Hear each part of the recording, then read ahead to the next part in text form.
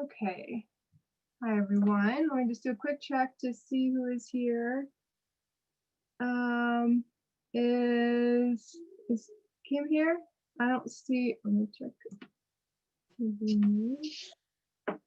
Okay, so we'll give a little bit of time for the co-sponsor. I see Councillor Flynn, Councillor Bach. Councillor Wu, I think Council President Janey just came in. She just needs to be let in as a panelist. Thank you.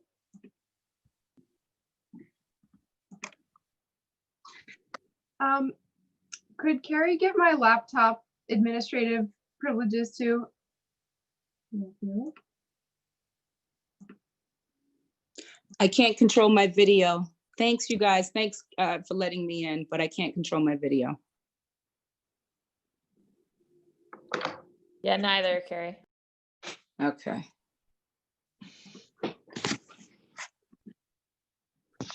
Okay, I see. We're good. Let's see who else we have.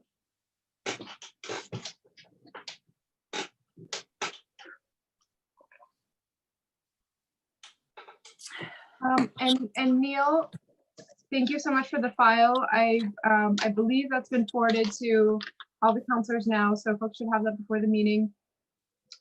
Are folks, everyone from the administration here that you all are hoping for? I see Emma. I think we're just waiting on John Barrows, Counselor. John Barrows. Okay, got it. Emma, Selena, Kevin. Okay.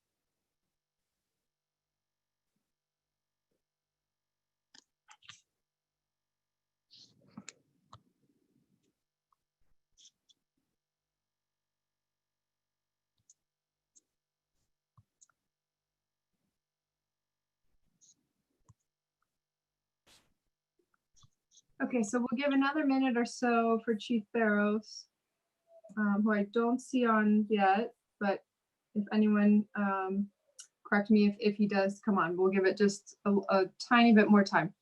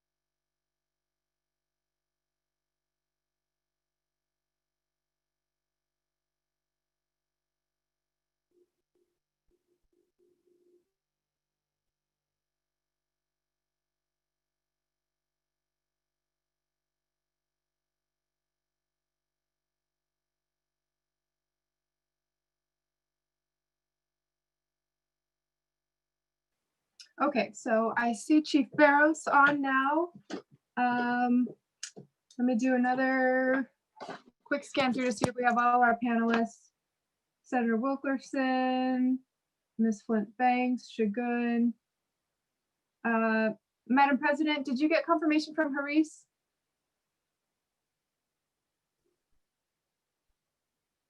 No. Okay, perfect. Then we'll move along. Carrie, are we good to go? Absolutely, ready when you are. Okay, so I will bang my glass to gavel us to order. Welcome to the Boston City Council's Committee on Post-Audit and Oversight. We are here for a hearing on docket number 0390. Oops, let me turn on my video as well. We're here for a hearing on docket 0390, a hearing on equity in City of Boston purchasing and procurement. This matter was sponsored by myself, as well as our council president, Kim Janey. My name is Michelle Wu. I'm proud to chair the Committee on Post-Audit and Oversight. And I'm joined by many of my colleagues. So let me look down the list.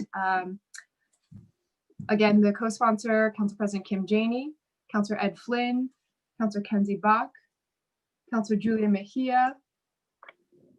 I think that's everyone from the council side so far. I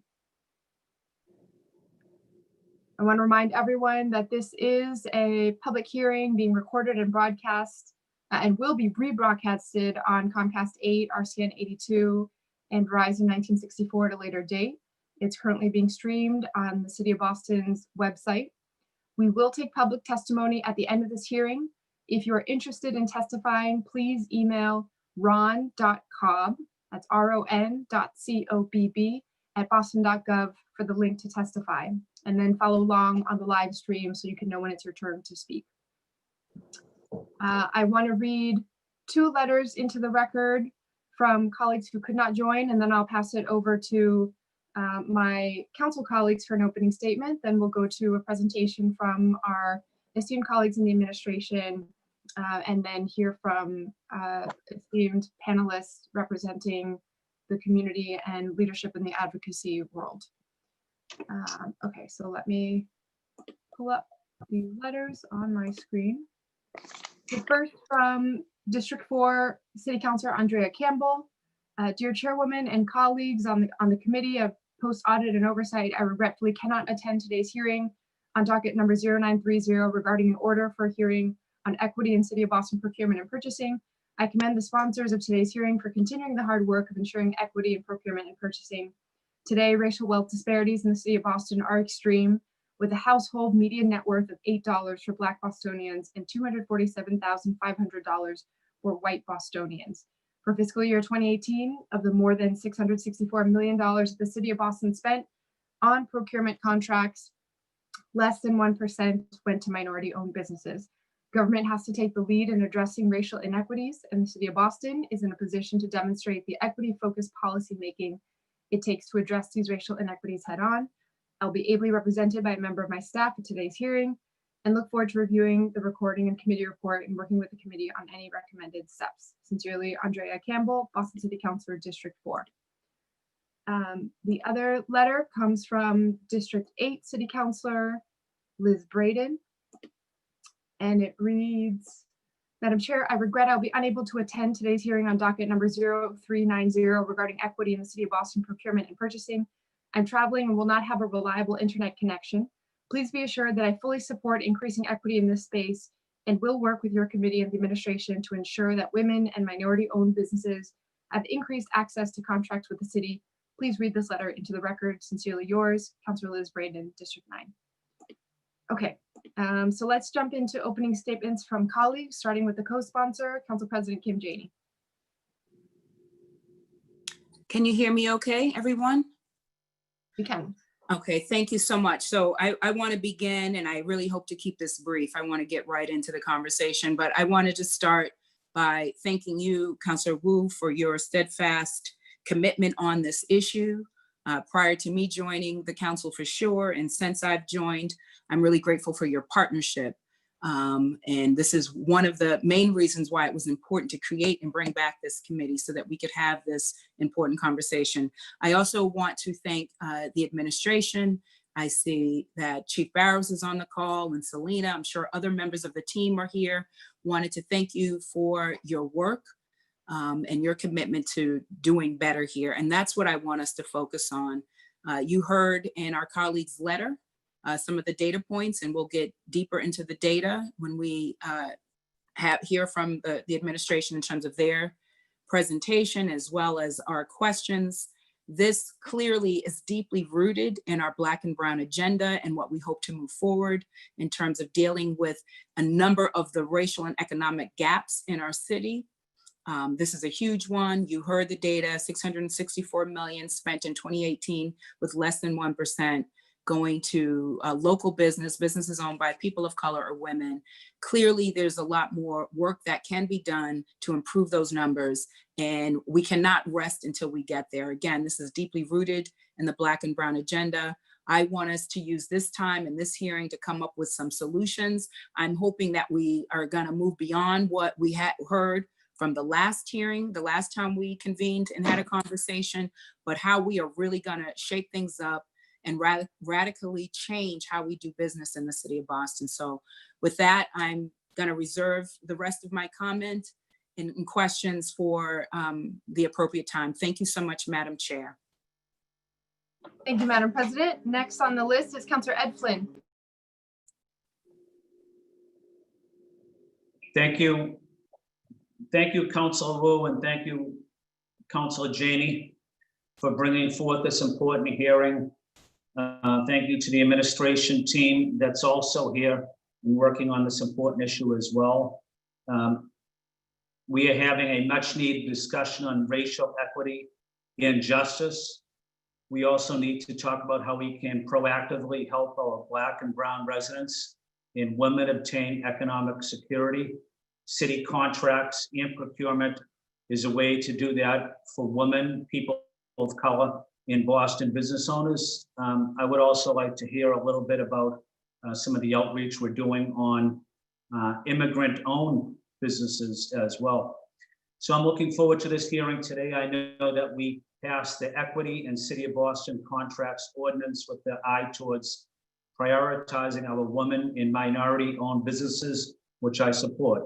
It is important that the city do what we can to further the economic opportunities for women, people of color, locally owned businesses, and immigrant-owned businesses. Again, I want to say thank you to Councilor Janey. I want to say thank you to Councilor Rowe, and thank you to Mayor Walsh's team for being here and for the work they've been doing on this important issue as well. And looking forward to hearing from the advocates across the city. Thank you. Thank you, Councillor Flynn. Next up is Councillor Kenzie Bach. Thank you, Madam Chair. I'm just glad to be here. Want to thank President Janey and yourself for sponsoring this today.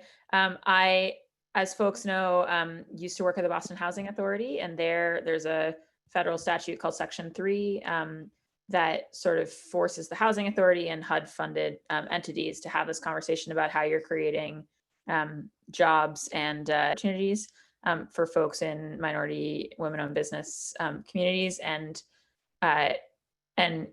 I really appreciated the fact that that very explicit framework was there when I worked there. It didn't mean that we were always hitting the targets that we should be, but it was like a very explicit framework that was in federal law that people were pushing for. And I really think the more we can just make this part of not a kind of nice to have, but a must have in city contracting, the better. And I'm obviously new here and hugely appreciate all the work in ordinances and oversight that council colleagues have been doing on this front for the last few years.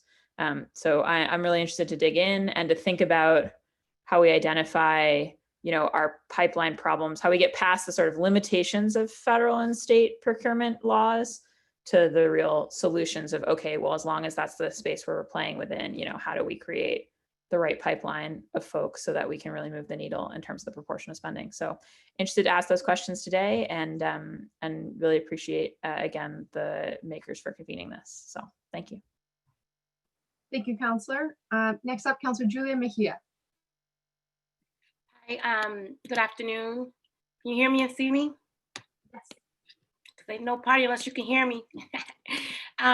Okay, so good afternoon. I am grateful to be here. Thank you to the chair and Council President Janey for continuing to have this conversation about equity in our city contracting. When I first heard that less than 1% of city contracts were going to minority and women-owned businesses, I had to ask myself if I was hearing that correctly, and asked to hear it one more time because I was sure that I misheard something. But this is the reality that we're in. When we were running for office, our campaign headquarters was located on a street where next to restaurants, barbershops, nail salons, clothing stores, and grocery stores, and so much more, all owned by people of color and women. There is a thriving community of businesses owned by people of color and women.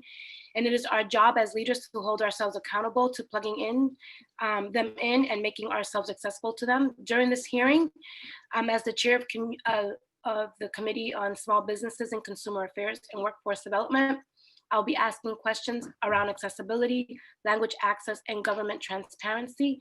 Many of these questions my colleagues have heard me ask already, but today I hope to get answers that point us in the direction of finding actual solutions to this inequities. When we've known for over a year now what kinds of inequities exist in the system, now we need to know what has been done about it since then and what needs to be done moving forward. I would like to thank the administration for participating in this conversation. And now that I've read my written remarks and got that out of the way, I think it's really important for us to recognize that we can't continue to keep having the same conversation and expecting different results. We've gotten to a point in time where people are feeling like all of their advocacy continues to fall on deaf ears. And I know that the administration has made many gains to ensure that we have a more equitable process, but I'm very concerned about the lack of engagement when it comes to those folks who are having a hard time accessing the information. And so I'm really looking forward to being a partner in making sure that we can right these wrongs. Thank you. Thank you, Councilor Mejia. We've also been joined by two colleagues that I want to go to next for an opening statement. First will be Councilor Asabi George, and then next, Councilor Arroyo. Councilor Anissa Asabi George. Thank you, Madam Chair, and thanks to the maker for this hearing order or this effort, really, this large-scale effort that has been underway for a number of years on the council. Look forward to the findings of today's hearing. Want to better understand not just how we can work within the policies that exist and the statute that exists right now, but what are the steps that we need to take in order to change that. So excited about the work that has happened so far, but obviously excited about the greater strides we can make going forward. Thank you, Madam Chair. Thank you. And now Councilor Ricardo Arroyo. Thank you, Madam Chair. Just briefly on this, I want to thank everybody for the work that's been ongoing on really trying to create a plan for procurement and for contracting that lifts up our communities done correctly. This is an opportunity for the city to really decrease racial wealth gaps, to really give hands up to its residents and ensure that we're creating an economy that not only works for all of us, but includes all of us. And so I'm excited to be part of this work and hoping that we can make real progress. Thank you so much. I know other colleagues may be joining us. I just got a note from Councilor Edwards that she's running a little bit late. So we'll get to them as we move to questions. For my part, I just want to thank everyone for continuing, as many have noted, a years-long effort. Even before I joined the council, this had been championed by then Councilor Presley. We took it up together when we passed an ordinance in 2017 following a year plus of hearings and conversations that dovetailed with the administration's first executive order in 2016. We've had lots of conversations ongoing about nexus studies and what might come of that, and sort of the years that we've been eagerly awaiting for the results there. And in the, December 2017, the ordinance passed. So in the 2+ years that it has been on the books, hoping to get us to the point where we can have more regular reporting. The ordinance requires quarterly reporting. So in this whole time, I think we have received 2 reports so far, and I will count today's data as a third one, but we are falling short of the requirements by city ordinance to provide that transparency directly to the city council and to residents. So we're eager for an update. Very grateful to the administration for joining us today. I will hand it over to, I know there's several people here on the team. I don't know if we're going to Chief Handy or Chief Barrows first, or Director Barrios Milner, but or Purchasing Director Kevin Coyne, but the floor is yours in whatever order. And oh, sorry, one last note. I see Councilor Flaherty has joined us as well. Councilor Flaherty, would you like to give a very quick opening statement? Thank you, Madam Chair. Obviously, just looking forward to hearing the testimony from the administration and the advocates and other stakeholders to see what improvements have been put in place and what we need to do to remove barriers for people. I know that, and I appreciate your sponsorship and also Council President's co-sponsorship. And I think you did a nice job reminding folks that this started back in December of 2017 and was signed into law by the mayor on December 14th of 2017. So I know we also held a hearing last year to discuss the progress of the ordinance. So looking forward to hearing what that progress is and how we can continue to work together to make sure that we're reaching all of our residents and all of our vendors. Thank you, Madam Chair. Thank you, Council. Okay, so we'll hand it over to the administration at this point, and let us know if you need the screen, and I will ask Carrie to help with that. Councilor Wu, Madam President, Janie, and all of the councilors. My name is John Barrows, and I am Chief of Economic Development for the City of Boston. Just wanted to check my microphone and make sure you can hear me. Yes, sound good. Thank you. I am joined here today by the Chief of Administration and Finance, Emma Handy. Also joined on this at this hearing by Selena Barrios Milner, Director of Equity Inclusion for the Office of Economic Development. We would like to start with the presentation. So if you can allow us to screen. Selena, are you doing the presentation? Yeah, so if you can let me share the screen.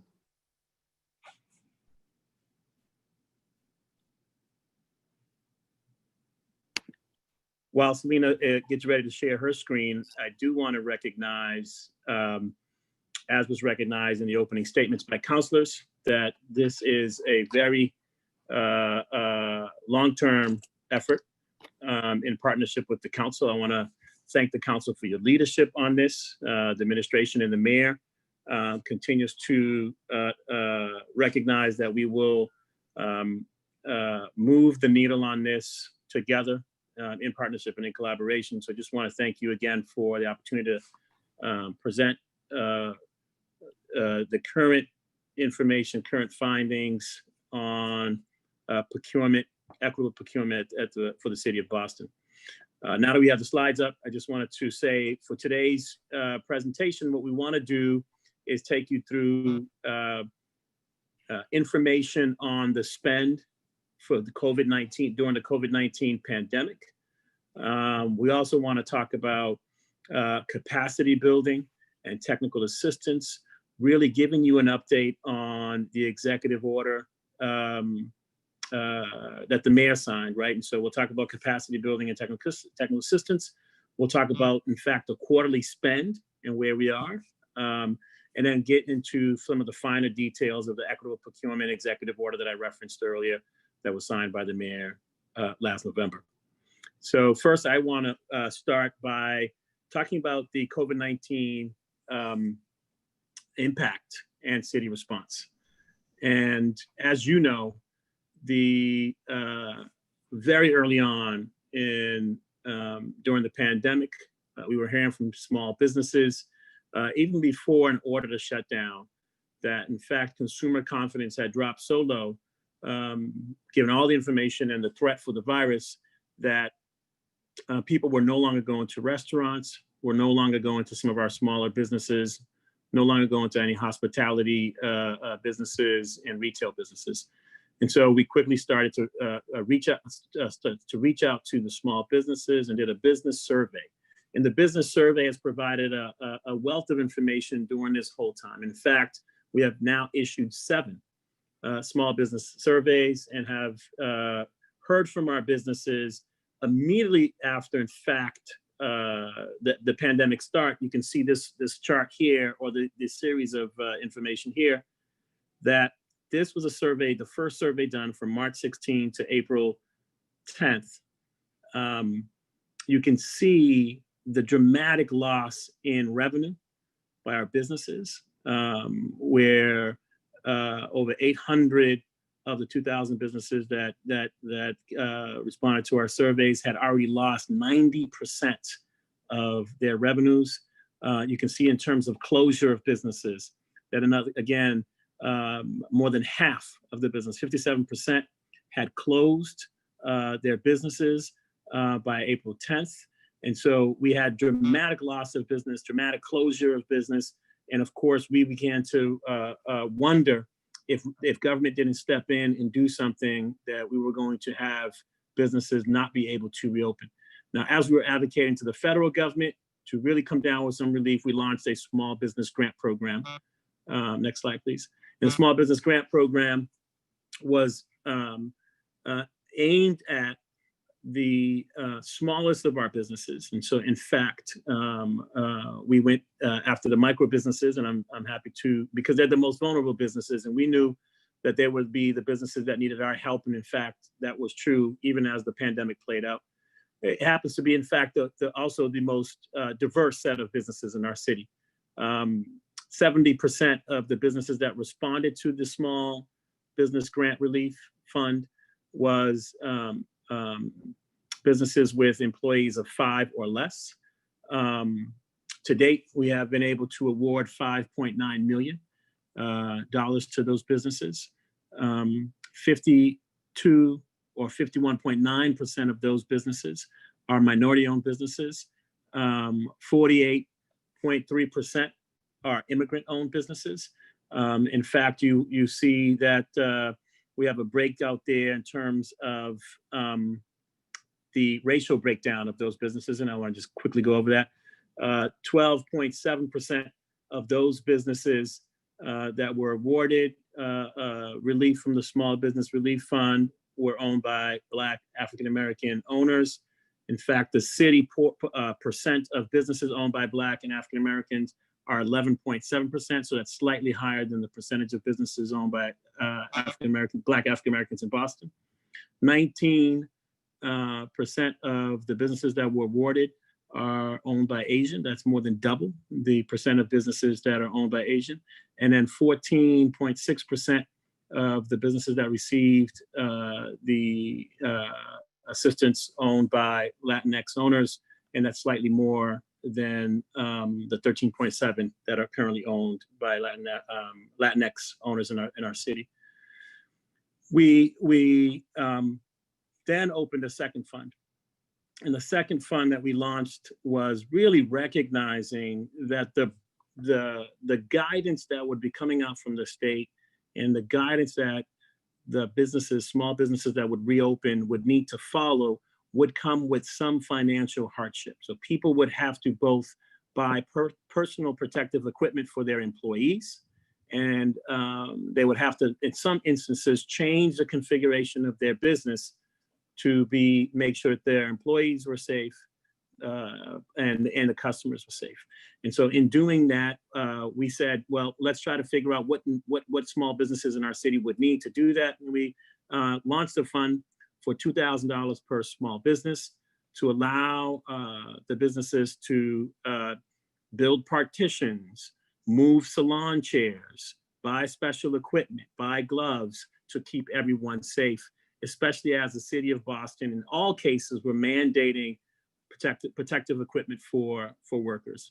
And so you see here, we've gotten over 1,200 applicants, but we've only been issuing grants in the stages where businesses are allowed to open. So for any business that's opening in phase 3 or any business that's opening in phase 4, we haven't issued those grants yet, even though we've received some applications for the later phases, because it's not clear what the guidance are for those later phases. And so we've been issuing guidance. We've been issuing grants for the early phase businesses. Next slide.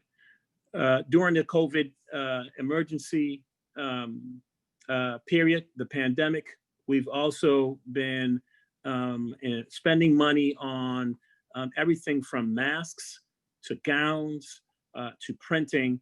And here what you have is a representation on how that money has been spent as it relates to participation of MWBE and other certified vendors. And so 33% of the money of the $17 million that have spent to date as of June 19th, 2020 on COVID-19 related expenses have gone to certified vendors. And in fact, we made sure that there was a concerted effort to where we could to find information on who was out there and affirmatively market the opportunities to as many vendors owned by people of color, as many vendors owned by women, as many vendors owned by veterans and so forth. And so we think that that effort yielded some results that we are happy to share with you today of 33%. I'm going to stop there before we go to our next section and ask Selena if you have anything to add to that component, or Emma, if you wanted to jump in before we went to the next one. So I'll now pass it over to Selena to go to talk about capacity building and technical assistance in this space. Great, thank you so much. As you know from the last time that we were before the council, we launched the Economic Development Center in 2019, and the Pathways to City Contracting workshops and technical assistance that we started providing at that point to help connect local women and minority owned businesses to directly to contracting opportunities. So these are just the events we've had since we last reported to you in the fall. These are ongoing. So we have a few different types of engagements. One is the info session, which is when there is a contract opportunity that's live. We have an info session with the department buyers, and these are open to the public, but we definitely do a lot of outreach to our certified vendors to make sure that they can participate. So we had a lot of success with the snow clearance info sessions that we did for last winter, although unfortunately it didn't snow very much. So that's always something we can't control. Then we had, as you know, the disparity study business outreach meetings, which were really instructive for us to help identify what are some of the barriers that businesses have found with city contracting. And it was good for us to hear directly from business owners that have tried to do business with the city in the past, but also that's getting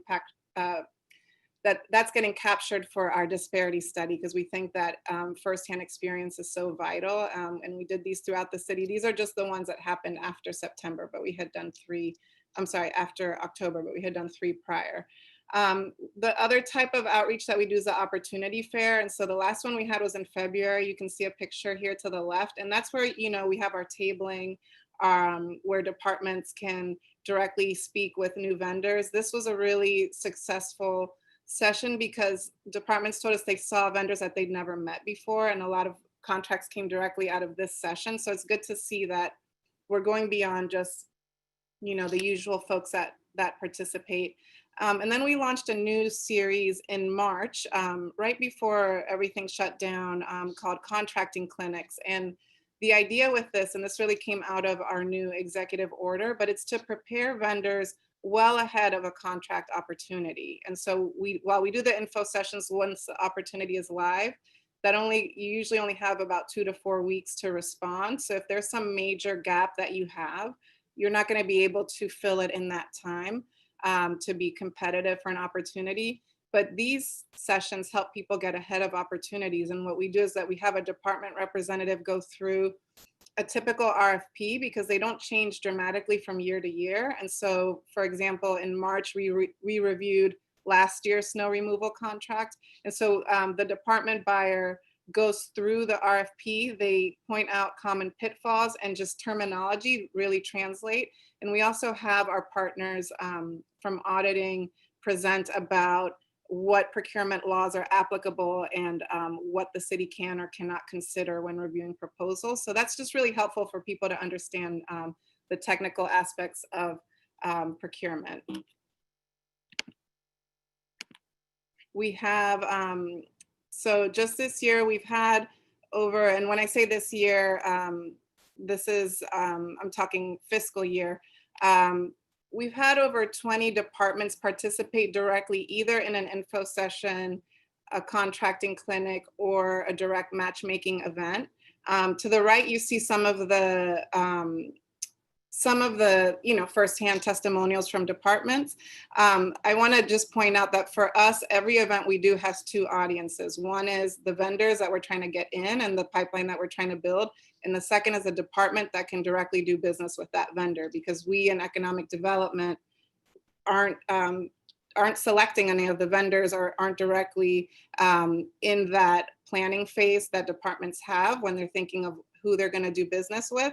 So that, for us, a success is not just that we had the participants show up, but that the departments were there ready to provide opportunities. So this is just to share, some of our largest departments go to every single event that we've had, and they really are taking to this new increased outreach and transparency and opportunities. So now we've moved our contracting clinics virtually. So we had the first one in person in March, but we're going to resume starting tomorrow with the virtual sessions. And these are the topics that we have coming up. So each of these clinics is going to focus on a particular type of procurement that's done in a particular way based on Mass General Law.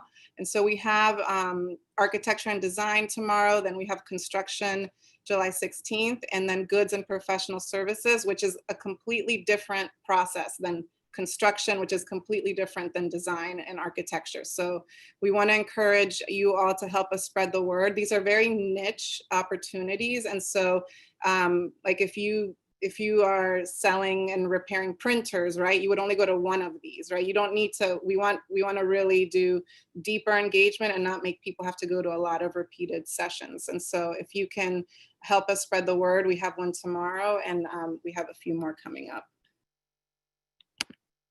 I also wanted to talk about a lot of contract specific outreach that we've been doing. So we have, these are all new opportunities that are fiscal year 20. Actually, one of them starts next fiscal year, where we really focused on these opportunities in terms of outreach to make sure that people were aware of them, or in the case where it was a department that was just requesting quotes, we made sure that the department had a diverse vendor to request a quote from. And so the Main Streets RFP is going to be going to a minority woman-owned business enterprise. I didn't put the contract value because that's not entirely set, but it's a minimum of $50,000. It could be higher. We had a Salesforce written quote contract for our department to help us with our BRJP Salesforce platform. I know the counselors are really familiar with that program as well. And that's going to a minority woman-owned local vendor. The contract value is up to $47,000. The bowling building property management contract is going to go to a minority business enterprise. The contract value is around $3 million. And then we had to assist our public communication and engagement efforts around COVID requirements for businesses and for residents. We engaged with a consultant that does this type of work, and it's a woman-owned business enterprise. And so these are just examples. I know that there are more, and hopefully there will be many more to come, but these were all vendors that are doing business with the city for the first time, I think, for all of them, or maybe 3 out of 4 of them. And they were all areas. So for example, with the bowling building property management contract, we were told that thanks to our efforts, they got twice as many responses as they did last time. And they had many more minority and women-owned businesses apply. And that's really, really important, because if you don't get in there the first time, then you don't learn from the process. And so it's really important that people not just go to these great sessions that we have, but that they actually bid on these opportunities. And if they don't get it, that they use it as a learning opportunity. And for us, it's also a learning opportunity to hear from them what's been challenging or what were roadblocks they faced. We also have a new Pathways to City Contracting Bulletin. This is a monthly communication where we both highlight upcoming opportunities, which you can see over to the right. And we also feature newly certified businesses. So this is another place where we hit our 2 target audiences. So we share this communication with certified vendors and anyone else that signs up for it, as well as our department buyers. So every month they're seeing who's been newly certified or who's newly changed their business type. And it's a good way to continue that 2-way information flow.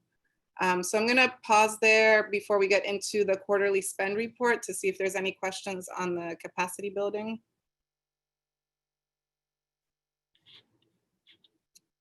Chief Barrows, I think Sabina, best if we go all the way through, and then we'll go one by one with counselors. Okay, thank you. So this is just an update on our, let me change the view so I can see the full screen. Our current certified vendor pool, there's a total of 668 unique businesses. The number that are minority owned, you can read it for yourself, versus those that are Boston based. There are some that there's an overlap between some of these categories. So that's why you can't just add all these numbers and get to 668. So that's why we provide the number separately. Then, so for today's presentation, we have, we're going to be presenting on Q1, Q2, and Q3 of fiscal year 20. And for each, we're providing the comparison with the same quarter in fiscal year 19. So you can see I highlighted for you line 9 because that adds together the minority owned and women business owned expenditures, as well as percentages. We had percentage wise, if you look at minority business enterprises, we stayed about even as compared to last year fiscal year. And with women business enterprises, we went down slightly. The total percentage is down from last year from 6.17 to 4.69.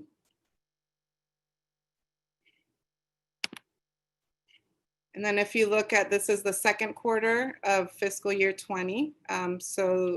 We went up to 6.22% for the combined number. That's 3.9 for minority business enterprises and 2.9 for women business enterprises. And then you can see we're up from last year, the same time, from 5% to 6.22. And you can also see the dollar amount has gone up significantly. So the percentage is a near doubling, but also the dollar amount is a significant increase for minority business enterprises in particular. And then this brings us to the third quarter of fiscal year 20, where we are up almost twice, almost doubling last year at the same time for the combined minority and women business enterprise expenditures. Sorry, that line should say expenditures, that's my mistake. And then again, looking at the minority versus women line, minority business enterprise went up. This one is more than a tripling of the dollar amount and more than a doubling of the percentage. Women business enterprise expenditures stayed pretty steady at 3.47%, but the dollar amount has gone up, as you can see. So in general, before we move on to the disparity study update, we do see we're moving in the right direction. We're increasing both in percentage and we're also spending more. But we know that there's still a lot more work to do. I also want to point out that for all of these numbers, what we know is that these are the businesses that are certified by us or by the state of Massachusetts. as being women or minority business enterprises. But we know that the inverse of that isn't necessarily the opposite. It just means that the rest of the businesses, we don't know whether they're women or minority owned. And I think we continue to see a limitation due to sort of the certification requirement for us to report to you on these businesses. And so, for example, the Small Business Relief Fund grants that went out, we know from the applications that were submitted that, as Chief Barros mentioned, 51.9% of those are specifically minority-owned businesses. That doesn't even account for women-owned.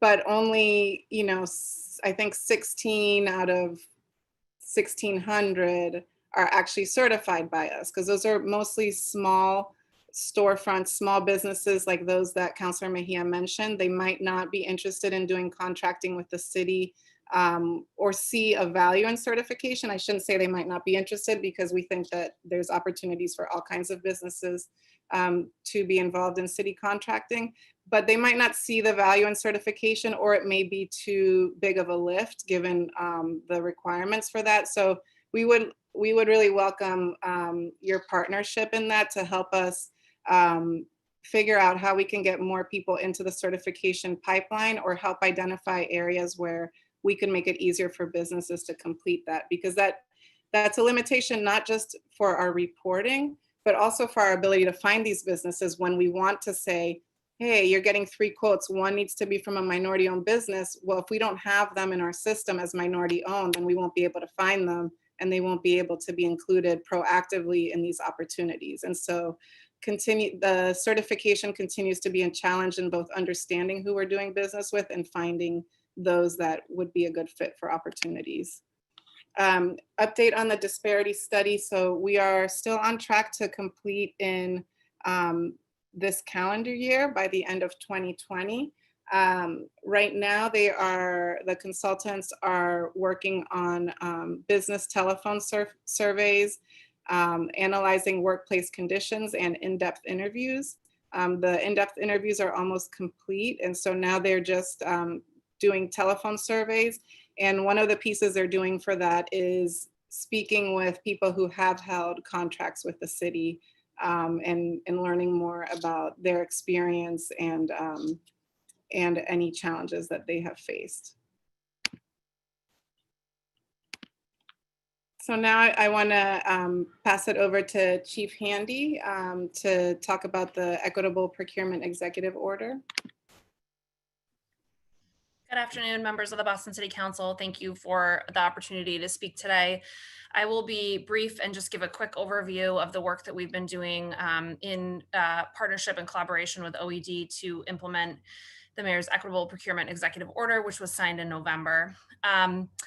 There are essentially 3 main categories of work under the executive order that we think really strengthen our baseline of understanding of both what departments are purchasing sort of in real time, as well as what their plans look like in the future, so that we can start linking better together the work that OED does to really strengthen capacity and do outreach to vendors, and link that with departmental plans on purchasing. And I think somebody used in their opening remarks the idea of what does that funnel look like? That is absolutely critical to the work that we see happening under this executive order. So there are really sort of 3 things that we are working to do. One is to create a system so that departments are notifying the sort of central approving authorities of how they have reached out to businesses that are certified through their procurement process in whatever way that may be, depending on what type of thing that they are planning to purchase, and making sure that whenever possible that they have referenced our certification lists, so that rather than it being a sort of happenstance and hopeful that they're able to solicit a bid from a certified vendor, that instead we are asking them to proactively reach out as part of the process to identify somebody on the list to solicit a quote from, or to notify of an RFP that is live, or whatever the, as I mentioned, whatever the sort of format may be. And without that initiative, and without contacting OED and talking to them if they're unable to find those folks, we will be sort of working with departments to make them kind of go back to the drawing board and make sure that they've done a little bit more work on that. So we're really trying to add an additional intentional step to procurement to make sure that this is baked into the fundamental plans and how departments move forward. The second piece is some forward-looking planning, certainly into the future fiscal year, but actually probably more importantly into subsequent fiscal years beyond that, because of the sort of cycle of procurements and how it informs budgeting and spending. So as part of the annual budget process, departments will be working with OED and the budget office to really map out what is upcoming, when their procurements fall off, when their contracts fall off, so that OED has a good sense of what's coming down the pipeline in the future and what types of businesses might be those that we sort of don't yet have identified, and can we do some work in the upcoming months or over the course of the next year to really start identifying where we can enhance our lists around those industries. So that's the forward-looking piece. And then the last part is around just really blanketing departments with training. We're working on a partnership with the State Inspector General's office. They do the state compliance with procurement law. And so we will be doing a joint training for all of our purchasers across the city about both how to comply with state procurement law, and also dovetail it with the mayor's executive order, which really overlays on top of state procurement law and adds an additional level of intentionality into our purchasing. I think that's it on this slide. Thanks, Selena. I'll mention this. This is, I think, an initiative that was a long time coming in partnership between Do It and the city's procurement office. It was re-energized with the work of OED and the signing of the mayor's executive order. We now have live on the city's procurement page all of our live bids and RFPs. Business are interested in what types of services can be or goods can be bid on, can go to this page and just get a general sense for what types of things the city is purchasing at any given time, and also can go there to keep an eye for when things, if they're interested in a certain type of opportunity. Selena mentioned doing a lot of work around snow contracting. When it's that time of year, this is a great place to go look and see what are the current opportunities and how do you bid, and it also will be updated with once procurements are awarded, who was awarded the ultimate procurement. I'm going to turn my video off because I have bad internet connection. Great. Selena, do you want to talk about the certified business directory? Sure, and then I'll hand it back to you. Part of the goals of the executive order were to have a new certified business directory that one that is stable, searchable, easy to find. But the other piece is this is part of the greater Analyze Boston open data approach, where you can find the back end of all of the data here. So you can find the back end of the directory for anyone that wants to pull spreadsheets or information. So it's just a way to have greater transparency. This is still, we're still piloting this, so definitely open to feedback on how it works for you. And this is just for anyone to help anyone that's buying. So this helps internal buyers find certified businesses, and also just external parties. We also, I didn't include it in this presentation, but we also just launched a new Black and Brown business directory on boston.gov. And that one's a little different because while it does include our certified businesses, it focuses specifically on those that are Black and Brown owned.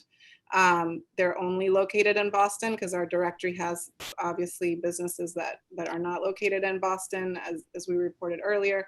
But it also has the opportunity for people to add themselves. And so that's a great way for anyone looking to support local businesses with their spending. That's a great directory, but it also helps us identify businesses that may not be on our radar that we should talk to about contracting or perhaps getting certified.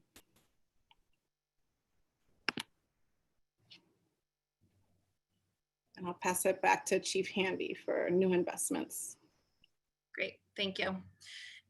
So in the mayor's resubmitted budget, there were actually in the underlying budget submitted in April in combination with the mayor's submitted budget, there were a series of investments that we think are really important to continuing to advance this work.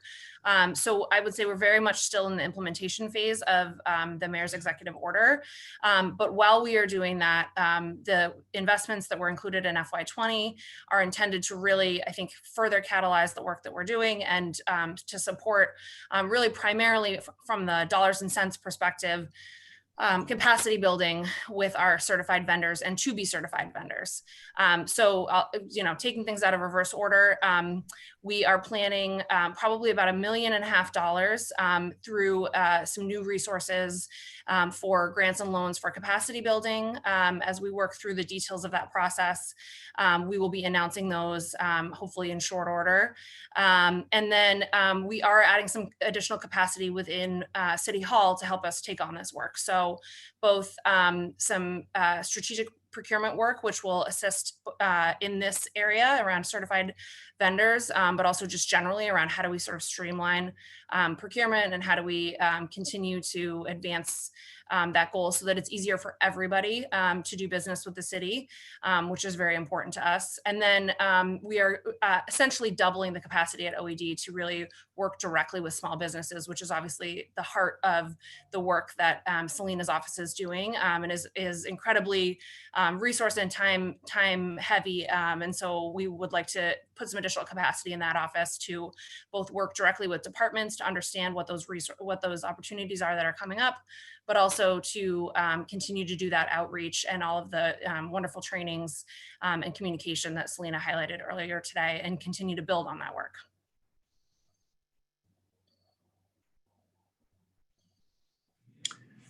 And that is the end of our conversation and our end of our presentation, and we look forward to the conversation. Great, thank you all so much. We really appreciate your time and your work. I'm going to find the timer feature here so I can set a time. So we'll do 5 minutes per counselor Q&A with the administration first, and then we'll move to our community leaders panel. And I will try to keep mine under 5. Okay. There we go. All right, here we go. So I want to start with the 33% figure and just make sure we're on the same page about what is being counted as what. Okay, sorry, I'm trying to time on my computer while I'm using my phone for the camera. We had access to this data ahead of time because of the 17F order that the council voted on and that Councilors Mejia and Arroyo and I had submitted. So I went through and just to verify that 33% figure includes the business grants made from the city to businesses, correct? It only includes 16 of them because we weren't able to certify. Remember, we didn't ask anybody to certify in order to get a grant, or else we would have not been able to get the grants out. So, but 16 of the 1,600, 14 or 16 of the 1,600 businesses that we did provide money to, they actually already had been certified. So that is correct. 16 of them, which is I think only 60,000. If in fact we included all of those that self-identified as minority or women-owned, the number would have been a lot bigger, and then the 33% would have been higher. Okay, but what I'm saying, just to clarify, Chief, that makes a lot of sense in terms of who's certified in that designation. I hear where you're coming from. I just mean that in terms of the denominator for what that, who you're counting, when we think about city contracting, at least how I'm thinking about it in conversations with some advocates, just thinking about not as a one-time grant for relief, but investing in the capacity, getting products and services in return. So if you strip away the grants from that number, the $17 million total figure, it looks like it for COVID spending goes down to about $12 million. And then of that, a large chunk was for the Chromebooks contract. which was with an MBE based in Medford. Is that correct? Called PJ Systems. So I see on that list of MBEs, once you strip away the business grants, that really there are only 3 MBEs total that we're talking about. So the Chromebooks contractor based in Medford, a company called M&M Contract Cleaning based in Brockton, which had the next largest chunk of MBE contracting, and then one Boston-based MBE called RTD Logistics based in Alston. So from my calculations, again, I would love to run this by you to make sure this is correct, but the one Boston-based MWBE that was included in that counts for 1.8% of the total COVID-related spend. If you include Chromebooks, if you take out Chromebooks, it's a little bit higher. It's about 3%. So because the Chromebooks drive so much of it, can you just tell us a little bit about that company? Is it a Black-owned business? Do you have that level of detail, and why did you choose to use just one company for that very large contract instead of multiple smaller businesses? Yes, so let me just, you're absolutely right. If you take out the small business grants, that number goes down to about 12 million. And so at that point, at 12 million, the MBE spend, in fact, would be closer to 40+%. If you then just look at it, in fact, what's driving that is a large contract, as you said, by one company, one MBE located in Medford. And that MBE is, we bought all of the Chromebooks through. And in fact, that MBE, I believe, is an Asian-owned business. And then you have other MBEs outside of Boston. And as you indicated, I believe, I don't have it in front of me, but I do believe,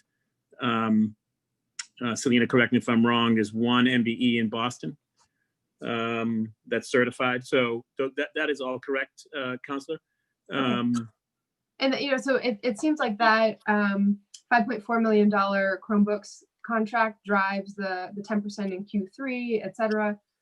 So great that is with an MBE, but just curious what if there were Boston-based possibilities and Black or Brown-owned possibilities as well. I'll quickly tick through my questions just because I'm running out of time here. I was curious on whether data on MBEs is available at that granular level. Black, Latinx, API, as you said, if that's available kind of business by business. Was also wondering if there's any strategies to get the small and local business enterprise numbers up. From my analysis, Boston-based businesses accounted for less than 5% of the COVID-related spending. So curious about that. And then I think my final question for this chunk of time is going to be about the process. So I know at the state, because of the emergency declaration, there are some of the restrictions around how many days certain steps had to take and bidding and all that were relaxed. Was the city under relaxed processes as well? So I could take a couple of those, John, if you want me to take a few out of order, and then so I'll do your last one first, Counselor. So the procurement law does allow for emergency procurements, which allows you to relax elements of procurement. The sort of guiding principle of that, though, is that wherever possible, you should follow procurement law to the letter of the law. And so it's not like they give you a rule of thumb in the sort of emergency nature that says you can cut this period down by this much or whatever it may be. Basically, the idea is that you just have to sort of do your best within the emergency conditions. And so certainly, yes, we have bought things during the period of COVID-19 where we have had to do emergency procurements. The one example that Selena actually pointed out earlier that I'm more familiar with than others because our office oversees the contract is the public health technical assistance contract. So we bid that very much consistent with 30B, just with shorter windows in terms of how long we needed to put that out and notice it. And so the steps are the same, because we, had a little bit of time to make sure that we could do that correctly. But just the overall timeline is slightly abbreviated so that we are able to quickly turn around and get a decision. And so that's certainly true. I think on Chromebooks, BPS obviously led the charge in terms of procuring those. And so we're probably best to speak to sort of what the other available options were out there. But I do know from a few conversations that were in place at the time that Chromebooks at that time, and I think still today probably, were like hand sanitizer and bleach wipes. They were becoming very, very hard to find very quickly. And so I suspect that what BPS would say is that they purchased what they were able to find on the short window of time that they had in order to actually procure those Chromebooks and get them distributed out to kids. But it's certainly worth sort of asking some additional questions about exactly sort of what was the landscape at that time and were there other options. But just sort of anecdotally from what I had heard at the time, I know that it was incredibly difficult to find contracts, and our jurisdiction as well as other jurisdictions were losing opportunities to get laptops and Chromebooks every day that we waited to get. So John, do you want to add anything to any of that? No, I think Emma, you're right on. I think the only other thing I would accentuate is BPS, I don't believe, issued a special RFP for the Chromebooks. And so they went with an existing contractor because, in fact, the time would have been prohibitive in terms of the restrictions on the supply chain. And so BPS went with an existing contract. Okay, great. So I think I'm running out of time. All I'll say is I'm going to be, it's wonderful to see the numbers trending up and to kind of get a little bit of the look behind why that is. I'd like to see that 1.8% number go up of Boston-based MBEs as a percentage of the total. And I didn't hear mention of whether the mayor's 2016 executive order, the goals that were outlined there, if we've hit those goals every year. When you say the goals, Counselor, give us a little bit more. So in the 2016 executive order, when it said the administration would seek to achieve specific goals based on the disparities that were part of the previous disparity study, 15 to 20%, architectural and engineering, 25 to 15 to 20%, or 20 to 25% MBE and architectural contracts under $500,000. 10 to 15% MBE in professional services contracts under $25,000, et cetera, et cetera. Yeah, so what we did in 2016, after coming in, was look at a 2003 disparity study and tried to find, in fact, in that study where a great number of the questions were indecisive or inconclusive was the technical term used. We were able to, in fact, highlight some real specific areas where we could list some goals. And the mayor went ahead and list goals. Those were proven to be far too small an area in most of our contracts. So when you list the numbers, a size of the contract, it really takes out most of the contracts issued by the city, and it doesn't allow us to really sort of make those opportunities available. And so. We've listed them because, in fact, we found them, but we look forward to doing a more complete disparity study that will be completed in December and list goals for far more opportunities that we think are realistic than the ones we listed before from that disparity study. Sorry, so Chief, have those goals been hit even though they're in a far too narrow window of industries? Have we hit those goals every year? Well, what we can't do is get contracts that small for that kind of work, right? So when you think about the architectural work, the engineering work, we haven't been able to find the opportunities for that. Okay, I mean, some of these are not under certain amounts. The first one is 15 to 20% MBE in architectural and engineering subcontracts. Anyway, I can follow up offline, but I would love to just see that baked into the presentation because we do have goals on the table. And I haven't ever heard if we've actually hit those any year since then. Yeah, we'll follow up. Thank you very much. Okay, so on to Madam President and co-sponsor, Councillor Kim Janey. Thank you so much. Just checking my sound and video. Sounds Everything good. good? Yep. Thank you. And I'll try not to repeat, but I am trying to keep things straight. And it's a little challenging given that I'm participating on my cell phone. So I want to be clear, the time period that we're talking about, I think I heard Q1, Q2, and Q3 for FY20. So are we looking at July 2019 through March, is it March 31 of 2020? That's correct, Madam President. Okay, great. And we are looking at the grants around COVID, whether rental relief or, well, the small business relief, as well as the city's normal spend. Is that correct? That's correct. Wait, just one moment on that. So we only capture the grants in that one emergency procurement slide, but it's not counted as part of discretionary spend because. Okay, great, because I did want to get clear what I think I heard Councilor Wu trying to separate out, which was having an understanding of the discretionary spend. And is it fair based on what I heard, just her line of questioning, that we're at 1.8% for MBEs? Or no, did I miss something there? No, I think Councilor Wu was talking about if you only looked at Boston-based businesses that are owned by brown and black folks. Okay, so I would be interested in that number, but I want to know of all of the money that Boston is spending, how much goes to black businesses owned by people of color? I would like a breakdown of black. However, so if we looked at, here are the businesses owned, like NBE is the category, businesses owned by people of color. I am interested in also what is the black spend. I'd be interested in looking at what is the black spend that is the people of color spend that isn't within the city of Boston.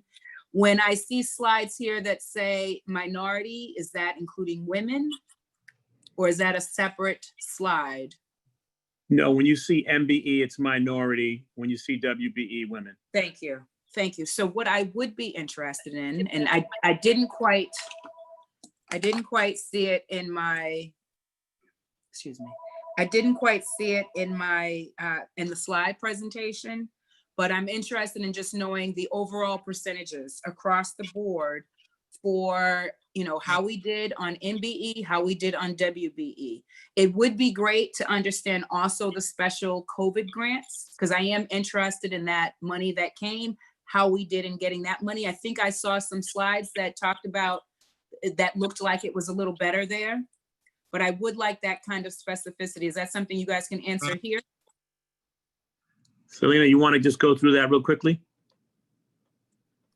For the grants? No, not for the grants. I think Council President wants to hear for the COVID spend, right? 33% total, but she wants to break it out. I'm not sure if we have it or if we have to come back to her and talk about the difference between MBE versus WBE. As well as the discretionary. So I do not want this just to be about the special grants for COVID. I am interested in the much larger spend. So I can answer the question. I'm so sorry. My phone is ringing. I hope you can still hear me and see me. I apologize for the difficulty on my end. We can. Madam Okay, President, great. I can answer the question on the discretionary. I have those numbers in front of me. I don't have the Great. COVID spending. So for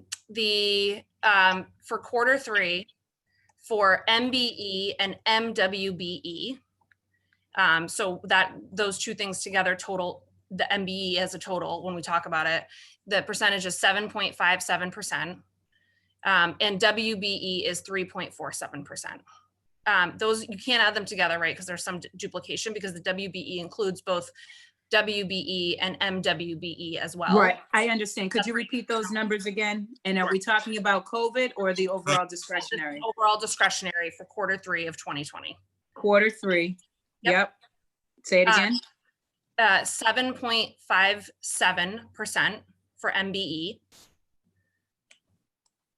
and 3.47% for WBE. And sorry to jump in, Madam President, just to be totally clear of what's mutually exclusive. So Emma, does that number include the Chromebooks or no? Yes, yep. Oh, okay, so it does include COVID spend. It includes all discretionary spending. Okay, thank you. It doesn't include the grants. Include grants. And reopening funds, because that's. And it's 1 quarter. It's 1 quarter, right? Yep, exactly. And this quarter compares to the previous quarter, Q2, how? This is, I assume, an improvement that we're seeing increases here? If you're saying 7% is MBE? It is an improvement. I will have to open the file. Hold on, give me 1 second and I can tell you. So the one thing I just want to mention that Selena just mentioned, which I think is really important, is that grants are not typically counted in discretionary spending. The reason that we've called grants out today is because they would not typically be captured here, and we don't typically spend the volume of spending that we've directed towards these grants. It's obviously because of a particularly trying time in the city of Boston and trying to get resources where we need to get them, as well as having some federal resources that have helped us do some of that. Sorry, I'm just trying to pull up Q2. I can come back to it if you want, Madam President. Great. And that's fine. You can come back to it. I'm mindful that I may be running out of time here. And when we're talking about the COVID spend, the grants, that includes the CARES Act from the feds, yes? Correct. Yes. Okay. I would be interested in the overall discretionary spend for not just the quarter, how the quarters compare to each other, what the overall is for Q1, Q2, and Q3 cumulatively, a further breakdown of the MBE to really look at Black business, and also to look at where the MBE also intersects with local business, because that's the ideal, is that we're really promoting and supporting local businesses of color in our communities. I am interested, I haven't been able to peel back the onion to see if I think these numbers are real, or that I shouldn't say real, but just to peel back the onion. I would ask though, assuming that, there aren't things that shouldn't be counted in these numbers, what do you account the increase for? So I want to celebrate if there are things that are working, and I want us to figure out how to maximize and scale that up. If there are barriers, I also want to know what you think those are so that we can finally remove those barriers. John, do you want to take that one, or do you want me to? Well, there's a series of questions there. I do think, so Madam President, we will get back to you on, Councilor Wu asked and you asked for a breakdown on brown and Black businesses in our certified business pool. And I'm also got here a question on a separation between those who are local, right, and those who are not. And so we'll have to come back to you and we'll get you that information. As to your question of barriers, there are a number of barriers. One of the barriers particularly is in the information that you see here. Once again, we're trying to improve our ability to identify. One of the challenges is the fact that because we don't have stated goals where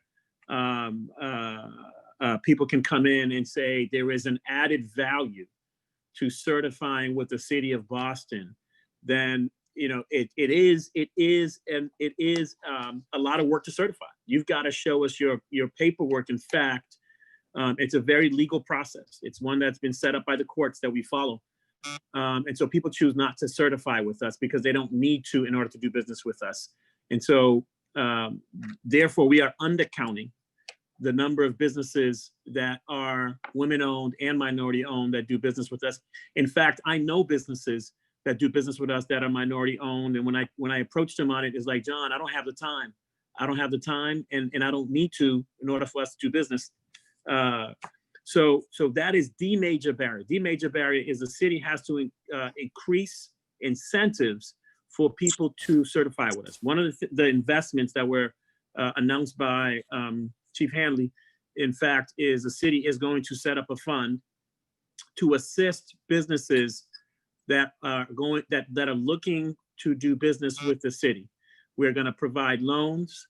We're going to provide perhaps guarantees for surety bonds when needed, but we are going to provide that only to businesses that certify with us. So we are trying to increase the incentives for businesses to certify with us, and we think that this new loan fund will allow businesses, will provide businesses incentives so that they can go through that long process, very legal process of showing us their documents in order for us to certify. Yep. Thank you so much. And I realize, Madam Chair, that this is it for me. I want to hear from my colleagues as well as the next panel.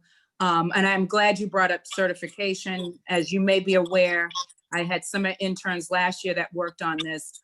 What other ways can you also support folks in getting certified? And why is our local process so much more complicated than the state process? Don't have to answer that now, but I want to put that on the table because I agree that that is a barrier for folks, is our certification. Anyway, I'm going to mute myself, and if there's a second round, I'll come back for follow-up questions. Thank you, Madam Chair, and looking forward to hearing from other colleagues.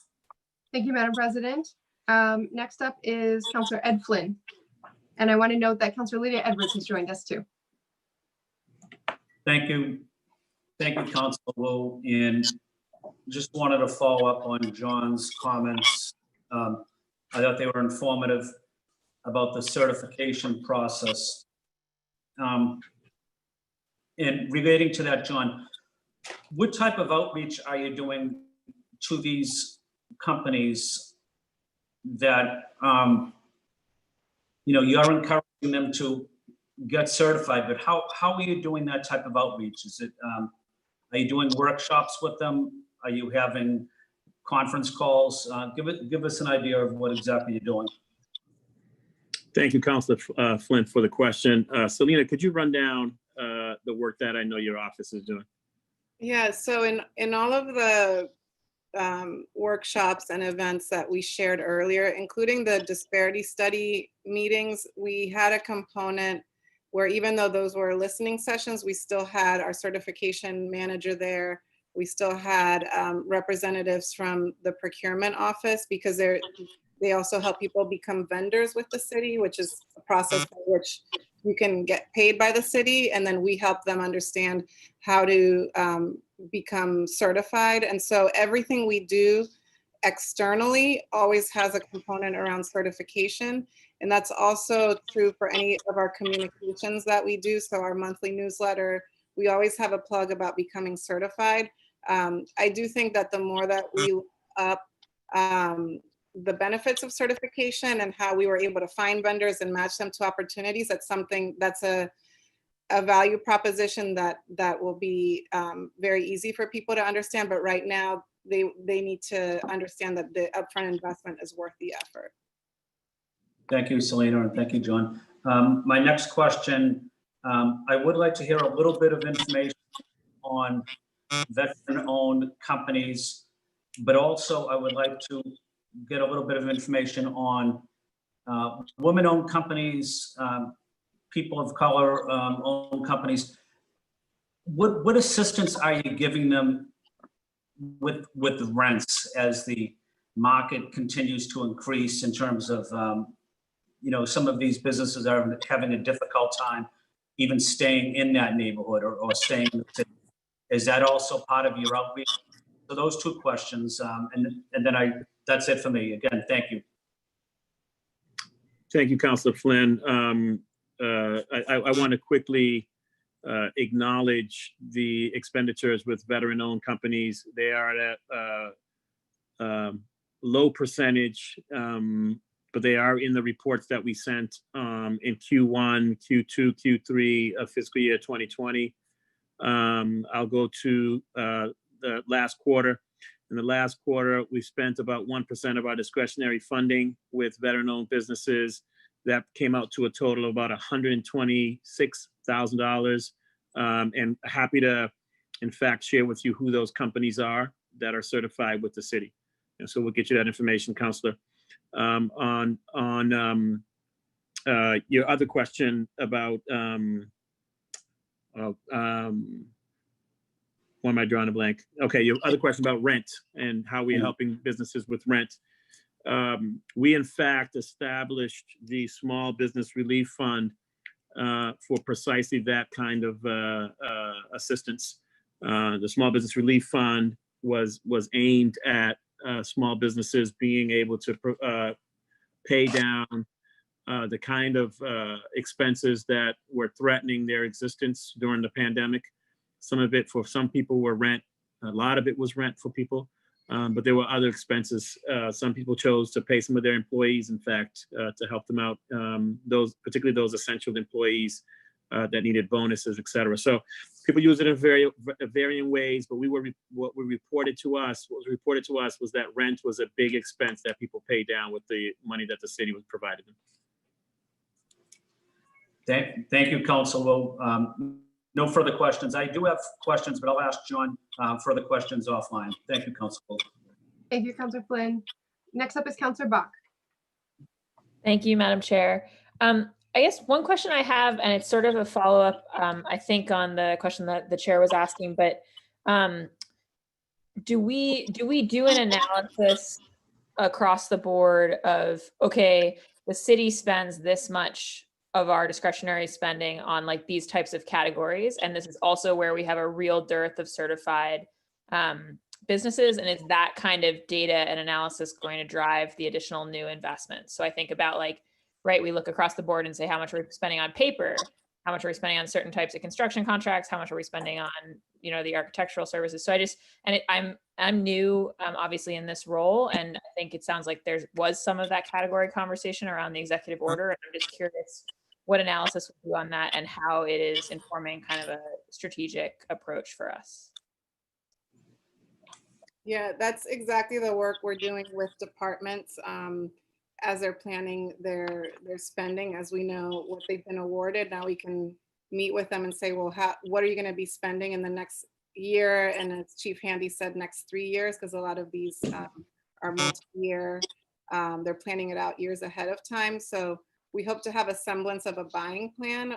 But the other piece is that that's exactly how the disparity study will be broken down. And so they're analyzing contract opportunities versus market availability by each area. So by goods, by services, by construction, by architecture and design. And so we'll have where we'll be able to see where there's really like, wow, there's lots of opportunity here and not a lot of vendors. So yeah, we're looking at it both through the disparity study, but in real time as we're planning our outlook for this fiscal year. Okay, thanks. Right, because obviously I think it's really important that if I think about how economic development could help, right, it's not just helping the departments be better at soliciting the bids, but like fundamentally, how do we create more of these like local Boston, you know, minority Black-owned businesses that are actually in those category spaces. So thank you. And then could you talk a little bit, I guess this is a follow-up on the president's question, because again, I'm less familiar with our certification process. Chief Barros, you made a reference to a court decision. Like, what are the real constraints on our certification process in terms of its complexity? What work have we done to think about simplifying it? Because there's obviously two pieces, right? There's giving everybody technical assistance to get over the hump of certifying and incentivizing them to certify so that it's worth your time. But there's also just the question of lowering the barrier. And I would love to understand like what's really essential about that barrier as it stands. So Selena, I don't think our certification process is any more onerous than the states, but you could talk better to that because you understand the state certification process better. Can you talk a little bit about the state certification process? I just want to first talk about you know, the court cases. So part of the work that we had were a consultant and the legal firm we hired to do the disparity study is to look at our certification process. Because they're informed by case law, they came in, did a look at it and said, yep, you know, it would stand up in court. And we pushed them on the question, how do we make it simpler? How do we make it easier for people to do? And they really pushed back and said, we don't think you can actually remove any of the steps that you have in your certification process. And so the recommendation we got from the disparity consultants and the legal firm helping them is that our certification would stand up in court and they don't think we should change it. But Selena, can you talk about the comparison with the state? Yeah, and just to even simplify it more, I mean, basically what we're doing with certification is verifying that the person says who they say the person is who they say they are, that their business is a real business that does what they say they do, and that they're not, you know, that it's not a way of people just, you know, like a white-owned corporation getting business through some front operation. Like that's basically what we're trying to protect against. And so really it's what we ask for is business documentation, tax returns, articles of incorporation, and depending on your business structure, It's simple if you're a sole proprietor. If you're a corporation, it's more complex, but it's really just like uploading documents. The application itself, I think, is 3 pages, and it's literally name, address, phone number, what kind of contracts do you want? And so both the city and the state have pared down their application process significantly. What we haven't been able to get rid of are those document requirements. And those are ones that if we are able to stand up a program that is goal-based, even for our existing goals that we have, if we reserve or if we target a particular part of a contract for, let's say, a woman-owned business, and then it turns out that they're not a woman-owned business, then we're defrauding the program. So that's why technically right now we could do whatever we want because we don't have a lot of strict goals around our program yet, but we want to be able to stand up our program in court, and we're very aligned with the state, and we now have cross certification between the two, so we don't really ask for anything that they don't, and vice versa. Mhm. Okay. And sorry, Madam Chair, where am I on time? You are out of it. Okay, wait, can I say one thing then? And then, Yes. but it won't be a question, it'll just be a suggestion. It seems to me like one way of using we've learned a lot, I feel like, in the COVID process through the business surveys you talked about the landscape of our local business. And as you were saying, we've got so many who are not certified, who we think meet these categories.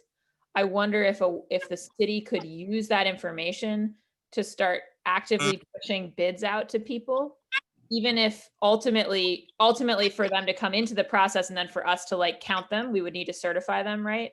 But I wonder if we could be casting our solicitation net more widely based on this kind of informal information we have, to at least kind of get people aware of the opportunities and interested in coming in and certifying and applying. So I just wanted to flag that it feels like we should use this additional depth of data that we've gathered in the last few months. But I'll stop there. Thank you, Madam Chair. Thank you, Councillor Bach. And just because I've gotten a couple text messages from colleagues on the total numbers, I just was able to crunch them based on the data that was sent to us right before the hearing. Could someone first confirm, maybe Chief Handy, if the Q3 equitable procurement data, that spreadsheet with all the company names and amounts, is that just Q3 or is that everything that is live as of Q3? Are we missing, does it include Q1, Q2? Are they baked into there? So I will confirm because I don't have it in front of me. I need to make sure we're talking about the same file, but I believe what was sent to you is just Q3. Okay, so first I would love to get all of it when you have it. Happy but to. I guess then just diving in, go ahead. Oh, sorry, happy to get that to you. Yep. Okay, thanks. So just for colleagues' reference, I think as mentioned in the slide for Q3, it was a little over 10% total MWBE, 7% total MBE. Boston-based MBE is 0.76%. Boston-based WBE is 1.2%. State MBE is 6.44%. And state WBE, and sometimes those are inclusive of the city, sometimes not. State WBE is 2.84%. Okay, next up is Councilor Julia Mejia.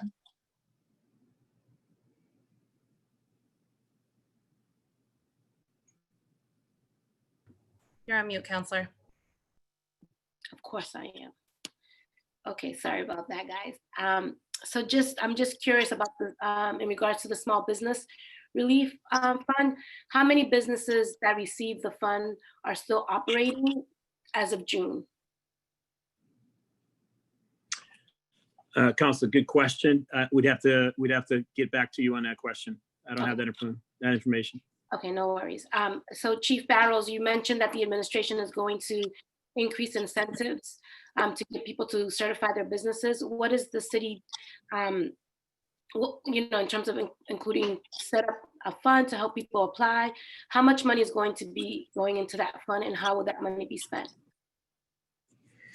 So the true incentives to help people certify will be when we have goals for the city, right? So we anticipate knowing more after the disparity study about where we could have goals, if we can have goals. And so at the end of the calendar year, we would be able to answer that question with more certainty, Councilor.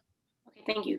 And then I really do appreciate the opportunity to partner on making it easier to become certified, to apply for city contracts. So thank you for that.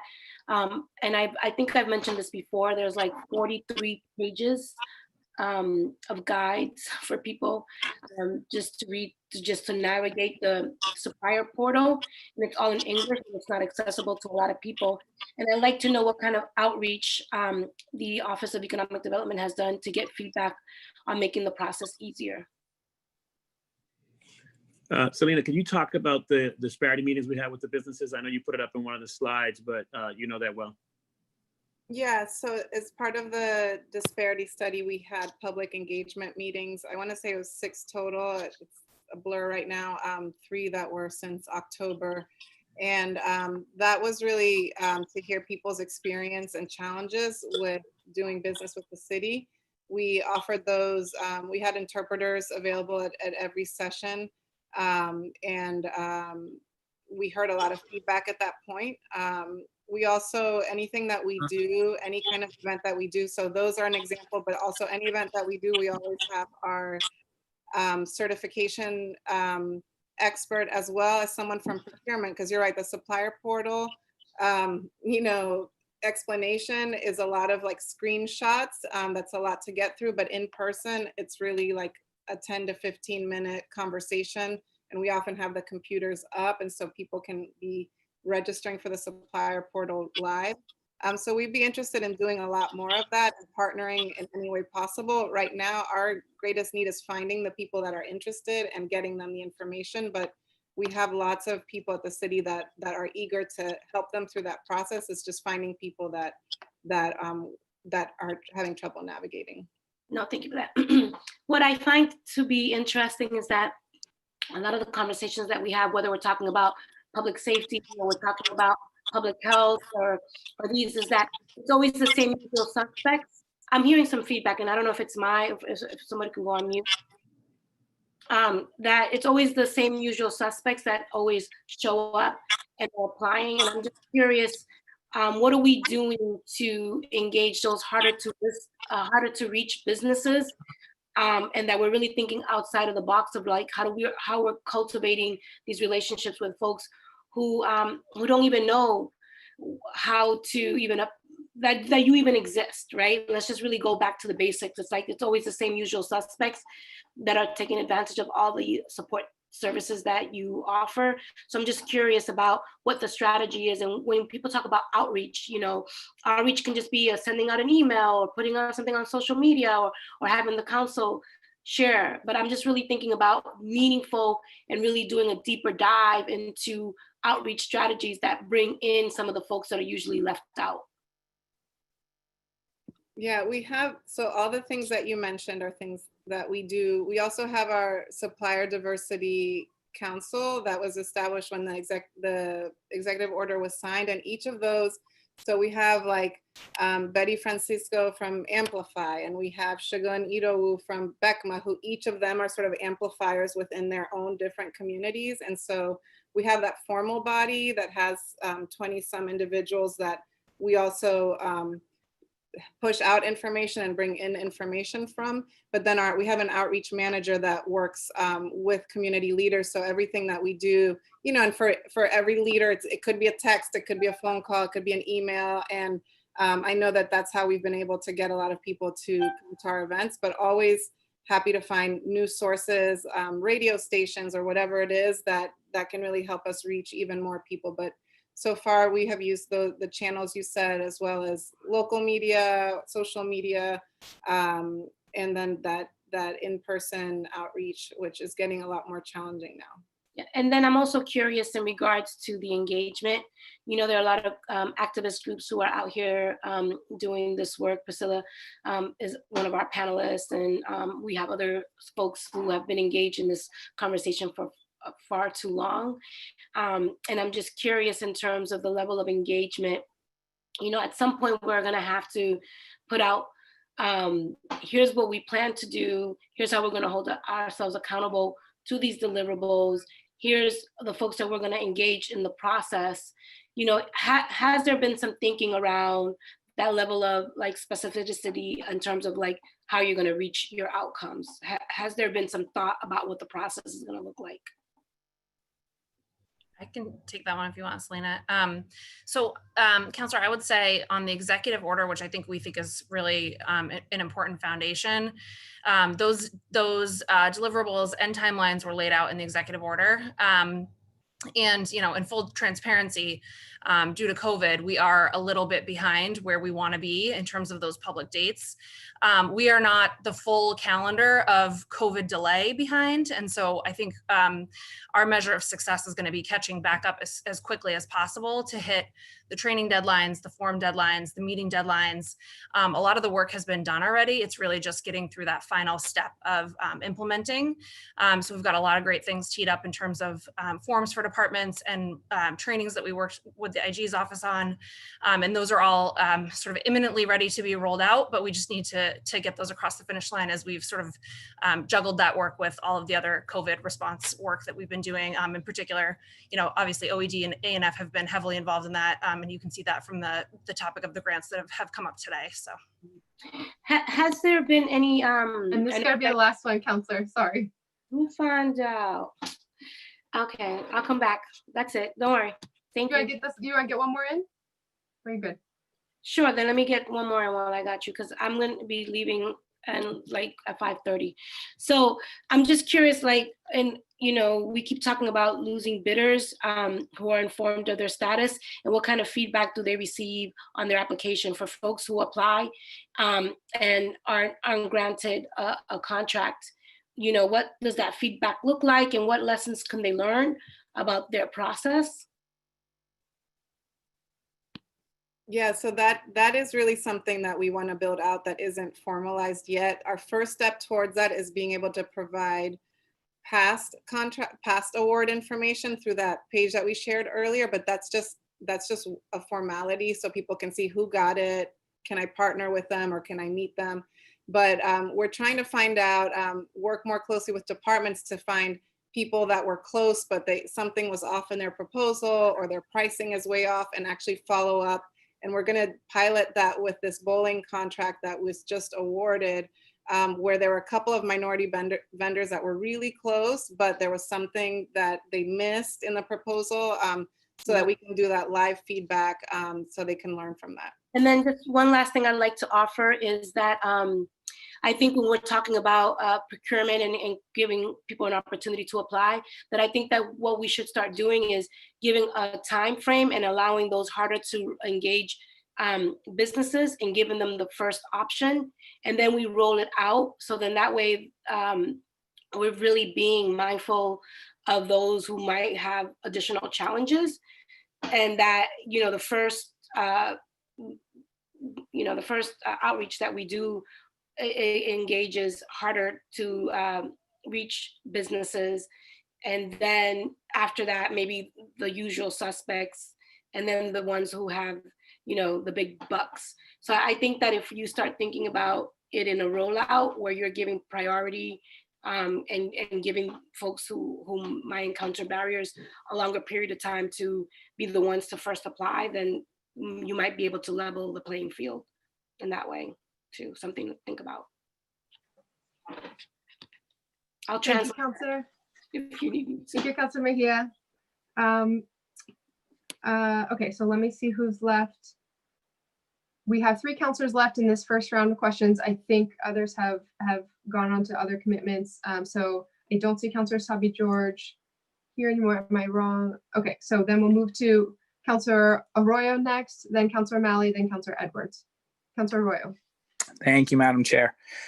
So I guess my first question is about system, because I'm hearing a lot about, and it's what I've heard throughout the entire budget process, just kind of what I hear about trying to get more access or outreach to communities of color to bring them into our current contracting process. Is that accurate in terms of what the actual attempts are being made now to kind of diversify those numbers? Is the idea here that we need more outreach? I would say it's probably twofold, Counselor. I think that's certainly a piece of it, and that's the piece that I think OED is primarily responsible for. There's absolutely also the other side of this, which I think the mayor's executive order was primarily focused on, which is how does the city do this and what types of sort of new interventions or additional layers of thoughtfulness can we add to this to make sure that we are sort of considering both sides of the equation, which is why it's really an ANF OED partnership. Yeah, because I think for me, I would, my belief is that the process itself is flawed, and that if we're trying to just bring more people of color to apply to a process that continues to create a systemic result, that then we're not actually changing the systemic result itself. We're exposing that process to more people of color. And so I guess for me, the question is, what things have you identified, if any, are barriers to that within the system itself, baked into the system, beyond just the fact that people of color don't have access to that system? What barriers have you identified and intend to resolve within the contracting system itself? Yeah, I can. If any. I can speak to a few of them. There's a lot that we're looking at in terms of RFP wording, and making sure that the criteria similar. You see this in the hiring process where sometimes you kind of inflate the requirements, and then you automatically are discriminating against the candidates that are people of color or women or come from disadvantaged backgrounds. So we're looking at that in our RFP process to make sure that all the requirements that are in there are necessary. For example, there was a contract that I was looking at that had like $1 million bonding requirement because the activity was happening within a city building, but the $1 million bonding is only required if you're building a building, not if the activity is happening within a building, right? So it was a very low risk activity that was happening, so you didn't need that level of bonding. So we're looking at, and a lot of these things are just kind of like boilerplate and they get used over and over. So we're looking at what is really essential to perform the task. We're looking at where things can be broken up. We're looking at the supplier portal and navigating that, and is there a way to make that easier? The other piece that we found with RFPs is that a lot of times we have to make sure that we're awarding points for diversity where possible, right? Where, there's some room within existing laws that we haven't fully used in our processes. So making sure that there are credits or points given to local experienced vendors that have what we need. So we are looking at a lot of things internally, and we definitely don't want to just bring people into a process where they're set up to fail. That's kind of the gist of where I'm trying to get to, is making sure that this process, and I think we're all aligned on that. And so my question on that half is, if we're looking at changing the process itself, not just how we get people to enroll into this process, what barriers are you finding to those changes? Are they changes you can make internally? Are there state laws that are barriers to these things? Are there municipal things that we should know about that we might have to start to dismantle? Or are these just simply political will, internal things in which we're identifying things where we can go further than we have previously, but there's no barrier in the form of law keeping us from doing those things? Yeah, Council, that's exactly how we're sharing how we look at this. In fact, the biggest barrier we do have right now is in our procurement process. That's guided, the procurement rules and laws that are guided by the state laws that Emma referred to. And right now, we think the most important tool we can bring to that barrier will be the disparity study. And so looking at the disparity study as a way to address the way we do procurement, so that we can, and because the disparity study, frankly, is a legal tool, right? If we have disparity, we can do procurement in a certain way. If we don't have disparity, we can't, right? And so that's really the tool that we need to complete and make sure that we can address how we do procurement and stay within the law while we do it. And do we have a due date for that disparity study? Yeah, it will be completed this December. And Counselor, that's time. But if you have one last question, feel free. I do. It's about the disparity study, just specifically. What factors is this study studying? Because I think if you just look at the output, it's pretty clear there's a disparity. So what factors are they studying between now and December that's taking that kind of time? The big piece is the availability, because if we procure with 1% of Black-owned businesses, and there's only 1% of businesses in Boston that are Black-owned. We're at 100%, right? There's no disparity. And so the most complex piece is seeing what the availability of vendors are out there that are diverse, that can perform the types of work that the city procures. And that's what they're doing right now with very detailed business analysis, business surveys, and that's called the availability census. So we already know what we spend. Now we need to understand what we could spend given the market availability.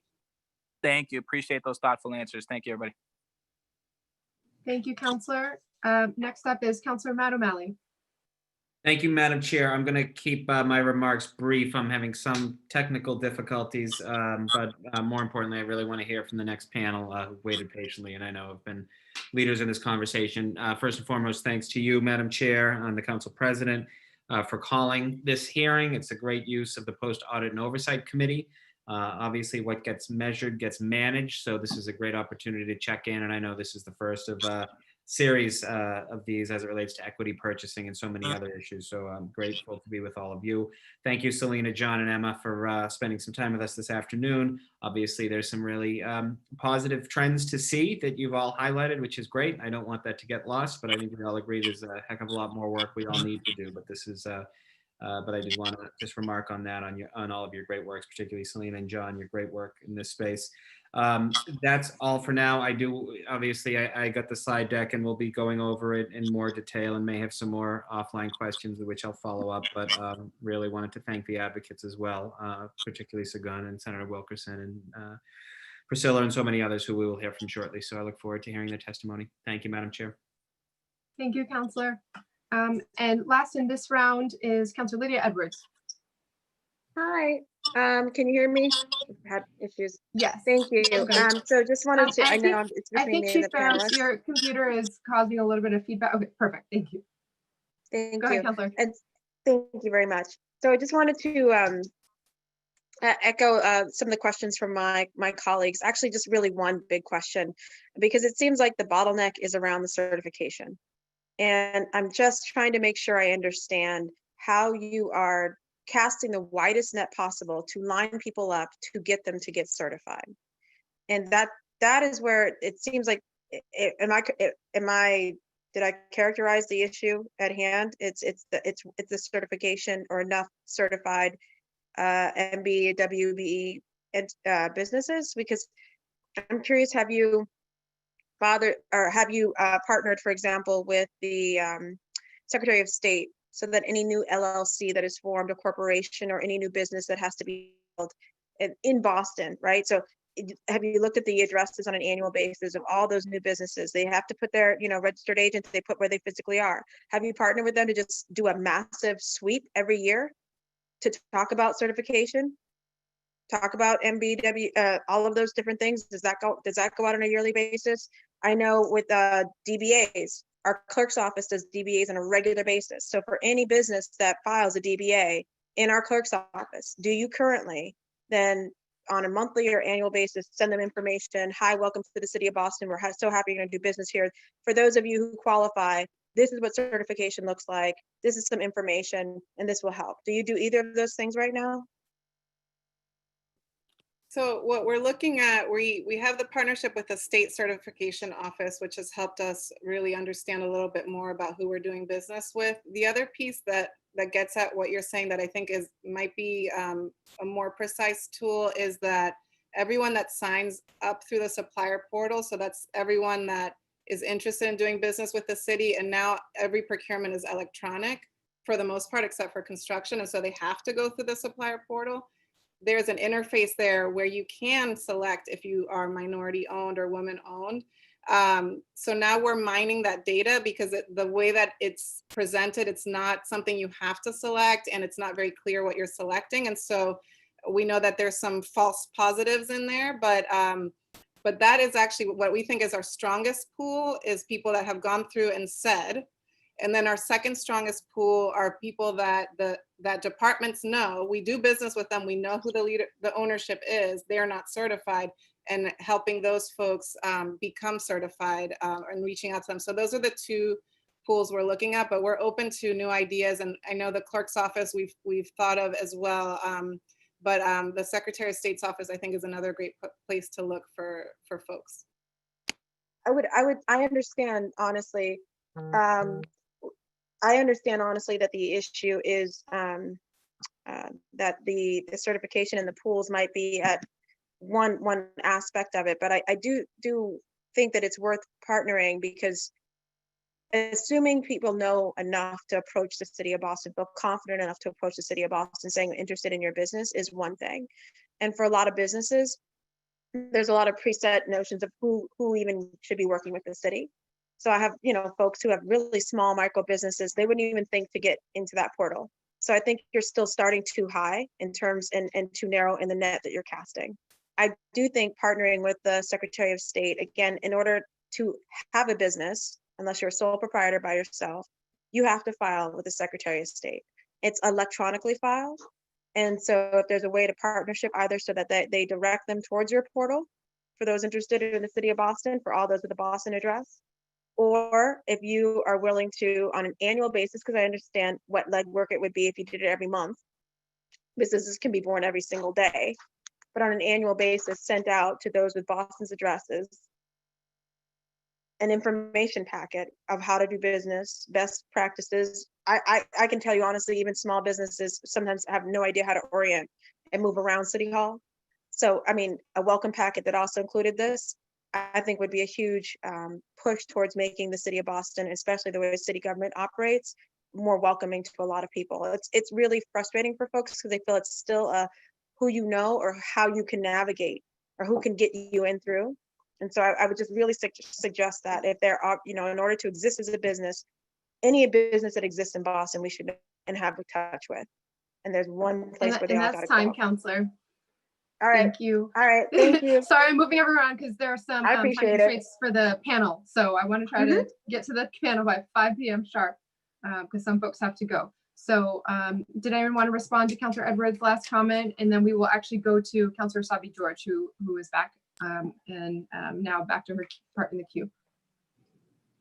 Well, I just wanted to thank the council for that comment. We were going to follow up, Counselor. We'll get back to you on the Secretary of State's process and see if we can inject ourselves in that. Thank you. Counselor Sabi George?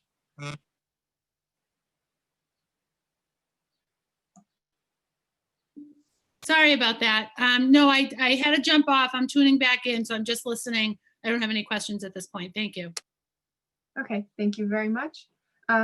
So then I know so if any counselors have a second round of questions for the administration, could you please raise your blue hands on the participants tab so I know, and we can then get a sense of if the administration needs to stay for more time or not. They've already been incredibly generous with their time.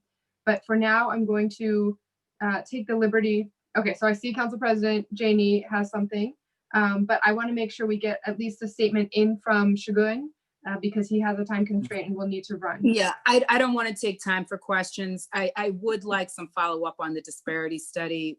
I didn't get clear where we are in that, so we don't have to do it now. I'm happy to go right to the panel, but I want to raise that because it keeps coming up and I didn't get to do that in my first round.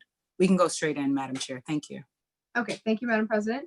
So we will now, I do not see any blue hands anyway. So thank you so much to the administration.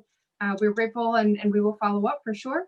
So now we'll go to Shagun Idowu from BECMA, and then Shagun will be followed by Senator Diane Wilkerson, Ms. Priscilla Flint Banks, and Haris Hardaway. Good afternoon, President Janey and Madam Chairwoman, Councilor Wu, other committee members, and honorable city councilors who are joining us this afternoon. I appreciate your invitation to participate in this hearing on docket number 0390, order for hearing regarding equity in the city of Boston. Particularly, I want to thank you, Councilor Wu, and President Janey for sponsoring this hearing order, bringing us back to this table to have this conversation again, and your continued advocacy in this space. I also thank Chief Barros and Selena and Ms. Handy for your comments today and the presentations. Unfortunately, we weren't able to see all of this data before today, and so we'll be spending some time reviewing what was shared and sharing more of our thoughts later. I was taught to give credit where due, so I want to commend you for, or at least the mayor, for increasing the capacity of economic development. One of the recommendations we made last year was about boosting the office, particularly of Selena, Equity and Inclusion. So happy to hear that more money has been added to that department.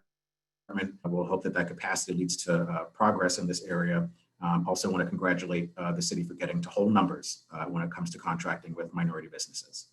Again, it's funny because while I'm grateful for the opportunity to speak to all of you, I have to apologize at the outset. I was going to prepare written remarks, which of course I'll do after this, but when I was reviewing the remarks that I gave 424 days ago, May 2nd of 2019, for a hearing on the equity in city contracting, I realized that I might be committing plagiarism because of myself, because I'd be delivering some of the same remarks that I gave a little more than a year ago. But the good thing is that it means that I'm not going to have to reiterate one of the points I made then, which was about the availability of particularly Black-owned businesses in the city of Boston and throughout the Commonwealth. There was a comment made that were a little difficult to find, but one of the things about the recent interest in Black businesses, in particular as a result of the revolution that we see happening outside of our doors, is that we now know that there are plenty of Black-owned businesses across the city of Boston, with all of the lists that are now available. Particularly the Boston Business Journal just put out a list of minority businesses, about 102. 45 of them are considered Black-owned and located in the city of Boston, and together produced revenue of over $100 million in 2019, and alone employ about 1,000 people from the city of Boston. So we know that there is an availability of Black businesses. These businesses were not only in the food services or contracting industries, but they covered a wide swath. So we'll look forward to them being included in future contracting opportunities. In an April hearing for Docket 0584, order for a hearing regarding planning for an equitable recovery from the impacts of COVID-19, I mentioned that over 60% of our members, of more than 300 of our members, indicated not having reserves to last up to 90 days, which could result in their permanent closure. I also mentioned that the Center for Responsible Lending showed that 95% of Black businesses across the nation did not gain access to the Paycheck Protection Program. And just last week, there was a national report released that showed that, or that indicated that 41% of Black-owned businesses have closed their doors as a result of COVID-19. Again, we'll acknowledge the city's efforts to provide grant funding to minority-owned businesses overall. Yes, I think it was mentioned, I was taking notes during this as opposed to having prepared remarks, and that might screw me up in the end. But I think it was 12% to Black businesses, which is okay. Of course, we want to see those numbers increased as more money is available to this grant funding, this grant pool. But one thing that Senator Diane Wilkerson has said, who I know is going to speak next and who I'm very much looking forward to her comments, she has said repeatedly, and which is true, that whatever the numbers are for small businesses overall, whether it be in the nation or here in Massachusetts, in terms of how many will close, you can double or triple that number for Black businesses. This is not alarmism, but this is rather a prognostication and rather a correct one that we see coming to fruition almost every day here in the city. But I'm not going to have to reiterate all these things that I said last year, that I've said at other hearings, that I've made in public, because the body knows the numbers, the administration, I assume, knows these numbers too.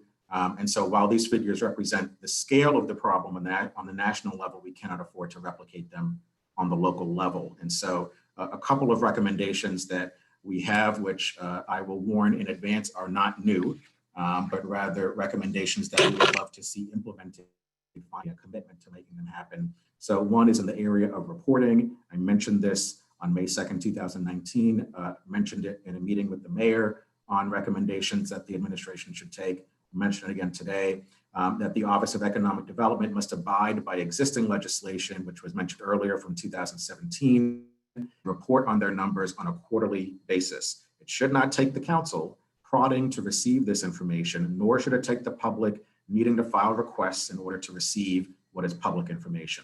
We know that the numbers are not great, but this is not a reason to hide them. 2 weeks ago, the mayor declared that Boston would be a lead beating racism. Part of that effort includes the city naming and acknowledging and therefore facing its failures as a result of systemic racism, not burying them in press releases or combining certain categories to mask the true numbers. For this reason, it's important that the data be disaggregated. This point was brought up by Councilor Janey for bringing up this point, that in review, that we need to identify not just minority business, but Black-owned business, Latinx-owned business, et cetera, in order for us, particularly organizations like BECMA, like Amplify Latinx, to know what work we need to do for our members and for our community to ensure that we're connecting them to sources that were discussed earlier by the administration. In reviewing information from last year's hearing, while minority spending was around 0.65%, and again, this is based on the numbers that were available then. I know that the city added subcontracting numbers later on, but we don't have that data. That's not available on the website. While minority spending was around 0.65% of this information, only 0.5% of this spending, which translated to a roughly $300,000 out of the $660 million, went to Black-owned businesses that we identified. And this is out of the 11 of Black-owned businesses that I'm happy Chief Barrows was able to specify today. So we want to know specifically, again, what Black businesses receive, Latinx, et cetera, as well as all the other disadvantaged categories. We know that a lot of the data shared today, we weren't able to review the data shared today. It was not available before this, so we weren't able to analyze, and therefore we can't, either congratulate or push the administration to do better when it comes particularly to Black-owned businesses, because it must be noted, minority-owned does not mean Black-owned. It just means non-white. And so, doing great or pushing these numbers up to 7 or 8% for minority businesses does not mean that Black and Brown communities are getting more of the pie. It just means that anyone who's not white. And so we want to know how we're doing when it comes to all that we contribute to the city. Second is goals. So I know that the Chief Barrows and Selena and others have talked about the disparity study, and pertinent and important questions have been asked about that. As an organization, BECMA is going to continue to advocate for the fact that the city has to set goals with or without this disparity study. Last year, we recommended a goal for spending of 10, 15, and 20% over a three-year period for Black-owned businesses. We can certainly increase those goals for minority-owned, knowing that even though we might make up 11% of the businesses, and would love to see the data on this because we've been looking for that. We know that we can hit these goals knowing all the industries that we're in and the output that we do per year. And certainly we know that there are not 90% white-owned businesses, and yet that's what we keep getting when it comes to contracting. So I think we can hit these 10, 15, and 20% goals over 3 years. If the city can't set goals legally, they need to set benchmarks or use some other lofty legal language to help us achieve not only whole numbers, but double digits based on the population size of Black folks in the city of Boston. But not only setting these benchmarks, but we need to tie them, whether they're goals, benchmarks, whatever word you want to use, we need to tie them to promotions, wage increases, et cetera, for employees who are responsible for contracting, or else it will not matter what policies we put in place. If someone's job is not on the line for hitting these goals or benchmarks or other word we decide to use, then it will not matter. And we will continue to be here every single year talking about the lack of equity in city contracting. One final is partnerships. So last year, the mayor established, Selena mentioned this earlier, the Supplier Diversity Advisory Council, which BECMA has a seat on. The intent of this council was to begin connecting disadvantaged businesses to contract opportunities. And I've already shared this with Barrows and the Office of Economic Development, but we have to actually use the council for the intended purpose. So currently, how it operates is that we receive information to share with our members and other folks in our community, rather than actually participating and shaping and building programs from the ground up. So this is why, we get one program or one press conference or one executive order after another every single year that falls flat and continues our lack of progress in this area. Many advocates and nonprofits are doing really important work in this space. LISC, Boston, Amplify Latinx, the Foundation for Business Equity, and I can go on, many of them on the council. But the city needs to use its power to convene these organizations in order to create alignment between them, and not continue to force itself into an already crowded space to achieve symbolic wins that last as long as a Globe headline. And other recommendations that come directly from our members, as I checked in with a lot of folks before this hearing, other recommendations include, again, what I shared last year, which we have not seen happen on an adequate level since then, breaking up large contracts, something we've not seen done particularly in major departments like the Boston Public Schools, improving notification process. Right now, I think Councilor Mejia just brought this up, or maybe it was, no, it was Councilor Edwards that just brought this up about folks still feeling like you have to know someone to know something that's going on in the city. A lot of our members continue to report that they feel like they have to be on some secret list to be notified of upcoming contracts. And not only to find out, but then when they do, there's a very short timeline to respond to those contracts. So again, this comes from, Councilor Mejia brought up outreach efforts. Again, this has to go beyond the current efforts. But again, if we're included from the beginning, then I think we're able to make our folks aware. And, the city can play the role rather than hosting its own events, of instead partnering with members of the advisory council, others who are not on the advisory council, who already hold events with their members on this issue, and presenting this information or utilize in that way, as opposed to creating these external events that we then have to push our members toward, that sometimes may conflict with other things going on. So I think using existing organizations for that reason will be important. And finally, Chief Barros mentioned earlier that the city is going to be working to increase incentives to become certified. And again, Councilor Edwards brought up that this is one of the bottlenecks, and this is true. A couple of our members have talked about this. And so creating that a loan fund or some kind of fund to help people get through the process. For us, the biggest incentive to get folks to become certified is to give business to the people who are already certified. Word travels fast, and word is greater than any loan or grant monies to get people to be certified. If at hearing after hearing, whether it's ones I've been at or watched online from when Congresswoman Presley was a counselor, from when Charles Yancey was a counselor, from Chuck Turner when he was a counselor, we can go all the way down the line of watching these hearings from the 90s on down, where business owner after business owner, Black business owner, talk about not getting business. And so this goes down through the generations, through these decades of the understanding being that if you were a Black business owner, you were not going to receive a contract. And so the way you turn this tide is not just by certifying folks, but by giving people a reason to be certified. And that is by the existing pool of certified Black businesses, making sure that they are getting lucrative contracts, not these one-off $10,000, $5,000 contracts, but lucrative multi-year $1 million contracts that we see others who are out of state, who are not people of color, getting these contracts on a continual basis. And so all I'll say is that, last May, Black businesses were in a precarious position. Today, we're in an impossible one. It is not enough to move the needle inch by inch on this issue. We have to knock it down. In the 21st century, we cannot and will not settle for horse and buggy paced progress. If this mayor is committed to making Boston a leader in defeating racism and listening to Black people, assuming he is included in his comments on white people not speaking but listening, then here is where he can lead, by addressing the woeful economic conditions in Black communities. Earlier this year, McKinsey & Company reported that if we were to close the racial wealth gap, we would add $1 to $1.5 trillion to the economy. Part of this wealth is added due to the growth and sustaining of Black businesses. This is where the mayor and the council can lead. On top of today, we have hearings worth, administrations worth, decades worth of recommendations from Black leaders. None of them are new. All it takes is an actual commitment to following through on them, so that in the future, hearings of this nature, we can celebrate successes rather than continuing to point out the agonizingly slow forward movement being made. So again, I appreciate your invitation to to present today.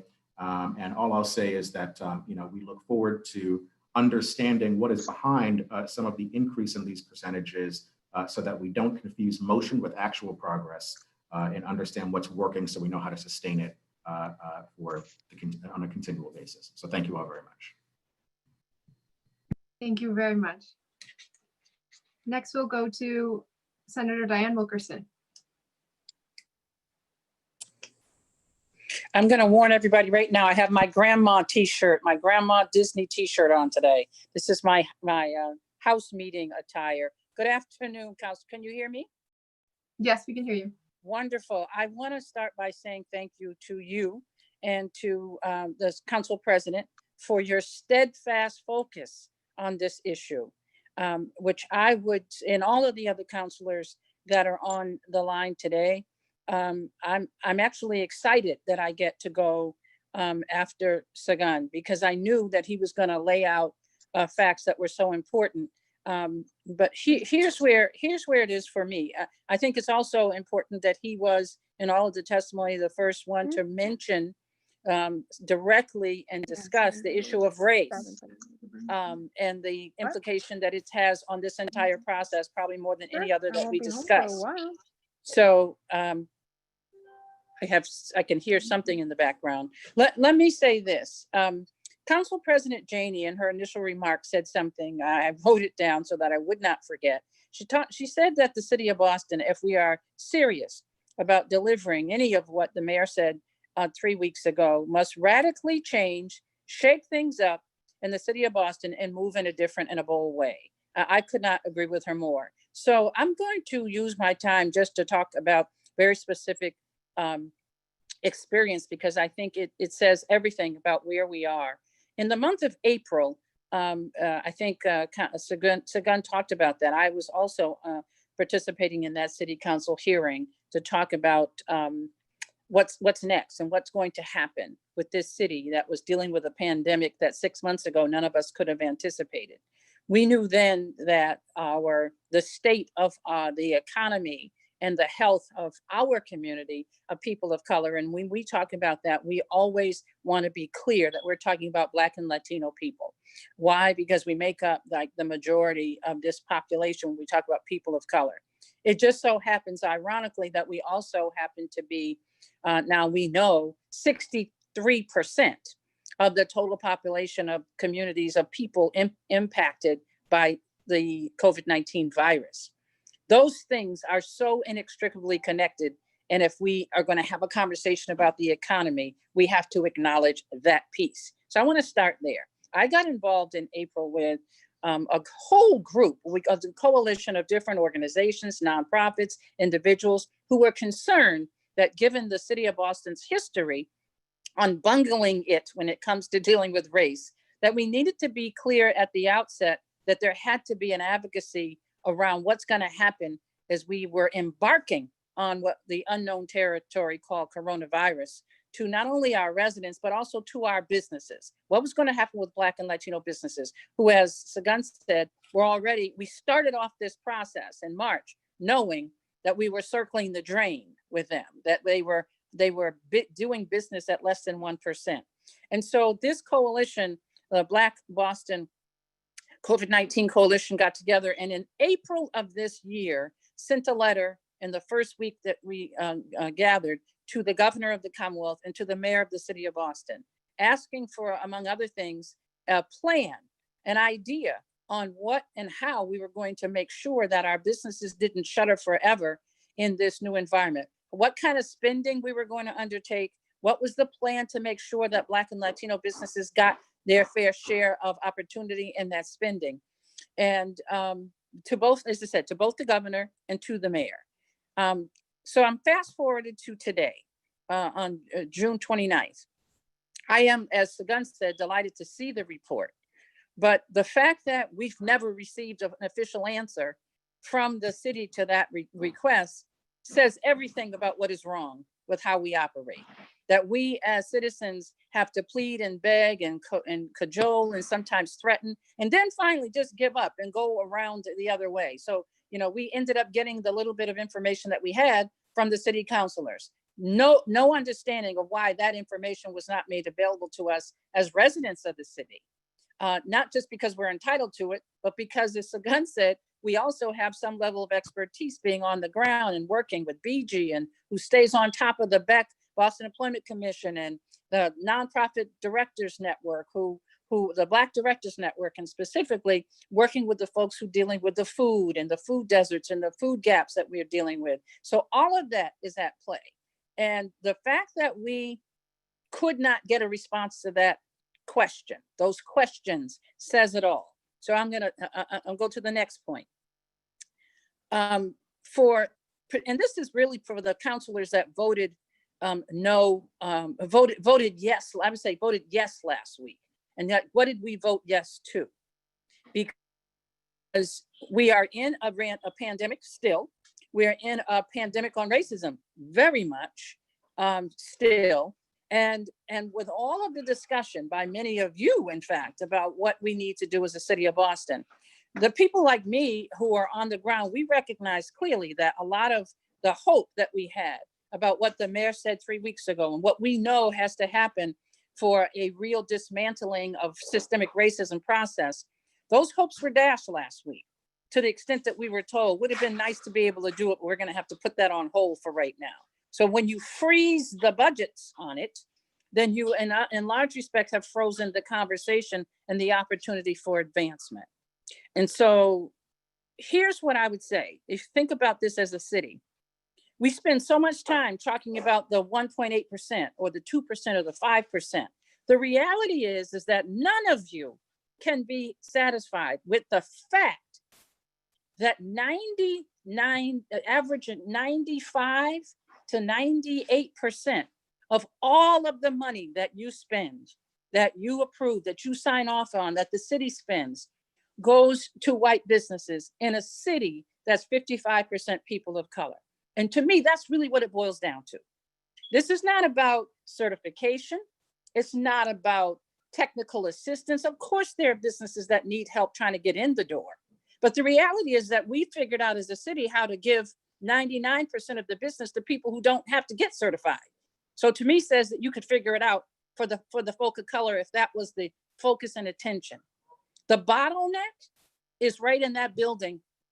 The bottleneck is in those departments. The bottleneck is even in Nubian Square, because when I looked at the report, the 17F report that Councilor Janey and Councilor Wu allowed us to see, what was so disheartening is that purchasing was done across every department.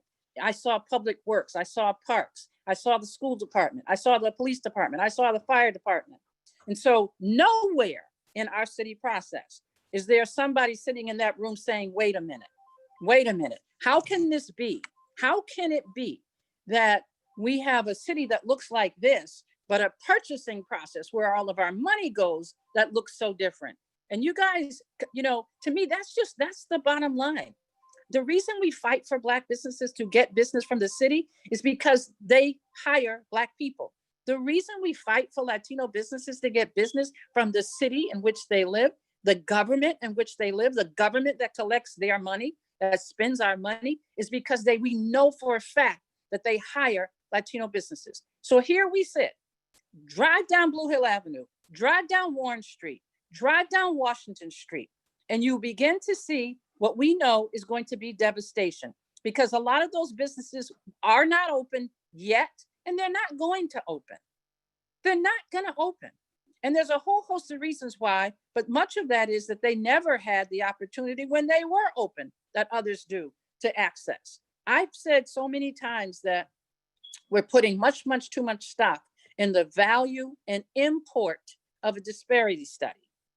I had the privilege, and I call it that, to sit in the governor's office in 1984 and 85, when the Supreme Court ruled on the Croson case that set and established the need for disparity studies in order for city councils and governments, local and federal and national, to be able to support set aside and goal programs. They had to have a disparity study.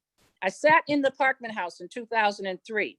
And Councilor Flaherty, I know that you will recall this, because you know that when the city decided to disband their MWBE program, the Democratic National Committee threatened to pull the very national convention out of Boston that was coming in 2004.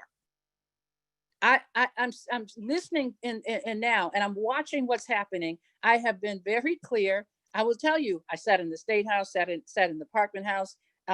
I've never been asked, because that's not how this city works. We work on petty politics. If there's a perception and that they don't like you, they don't ask you questions, and the community suffers. We see it in the city council dynamic. We see it in the day-to-day dynamic and how we deal with as citizens. The reality is that the focus should not be on just volume. The focus should be on the numbers. And if you look at the numbers that were provided in that 17F report, 90 days of COVID-19 spending, which meant emergency declaration spending, which means a abbreviated or certainly an alleviated bidding process, right? We found 2 Black businesses to do business with. That's a fact. That's not my numbers. That's what your report says. How sad and absolutely outrageous is that? The fact that you could have one business that does $10 million and then say we should have a victory over that, which is the point that Sagan was making, is what is so dangerous here. There are 2 identifiable Black businesses. I don't even see a Latino business on the list. And I say I don't see it because it could very well be. There could very well be one. I don't know. What I do know is that I see 2 Black businesses. 2 Black businesses in a process where outside of a bidding process, what happens is the city needs masks. The city needs masks. The city needs sanitizers. The city needs to do cleaning. Those kinds of things that we knew were going to be needed in a pandemic. And in all around the world, we were able to find 2 Black businesses. And like I said, from what I can see, no Latino businesses. That's what you have to deal with for the members of the council. Are you satisfied with that? That somehow an average of 95 to 99% of this almost average $650 million that we're spending on an average basis. What is the decision-making process that goes on in that building? When it gets to the bottom line on that table and the procurement director, or whether it's for the city or BPS or all of the departments that have to spend money, when they have to make that decision, what is it that is keeping us from giving any opportunity to the very people who we all have been talking about being our essential workers, our essential business, our essential community for the last 90 days? That's the question. A disparity study, I'm going to start with this one. The purpose of the disparity study, and I think Selena said that, is to document availability. So it will tell you that 3% of the plumbers that we have in the city are Black or Latino, 6% of the architects. That's the sole and only purpose of a disparity study. It's not magic. It's not something you can go and wave at people. This whole, we're going to have a disparity study. That's not what it is legally designed to do. It has one purpose, and that is to tell you what is available. Now, here's Boston's problem. For at least the last 7 years, we know we have not been able to get past 5%, 4%, 2%, 1%. And one by one, we saw Black businesses and Latino businesses die.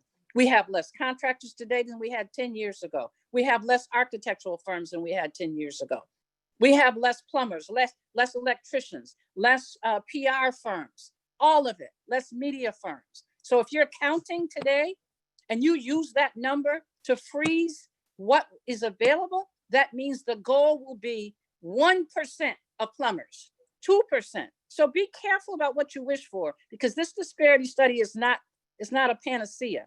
It's going to freeze us in a place because of the lack of activity and real opportunity that the city of Boston has provided to Black and Latino businesses for the last 7 years. In fact, it's going to freeze those numbers at an abysmal rate that we're going to have a hard time getting past, because we don't do well in hitting goals. If you set a goal at 2%, that's what you're going to do. If you set a goal at 5%, we'll never get past that. And we'll be 95% of the business we'd be doing will still be with white businesses if we don't do something, as the city council president said, that's radical change, shake it up, change things up. Like when you have an emergency declaration and you suspend the bidding process, you get to call RDT Logistics, the company in Austin that provided those masks. We should have in this 90 days been at 90% people of color because of the COVID spending. And I don't know where the federal dollars are in this process, but instead, what I saw was a report that the city provided that had small business grants and the same report as the business of purchasing the laptops. The last time the city did a major report, they put the spending in the same report as monies, as grants they gave to community development corporations. We're not stupid.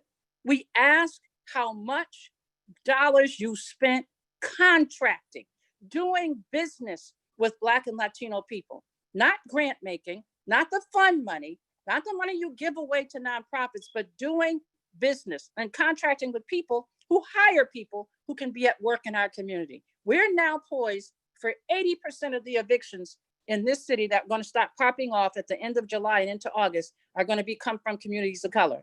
We're talking about a third pandemic, and nothing that we've done today is going to prepare us for that because we're still trying to nibble around the edges. We need to do something bold. You all should be ashamed of the numbers. The city should be ashamed of the numbers because you guys are the ones who are statutorily responsible for making sure it works, and doing the enforcement and being the check and balance.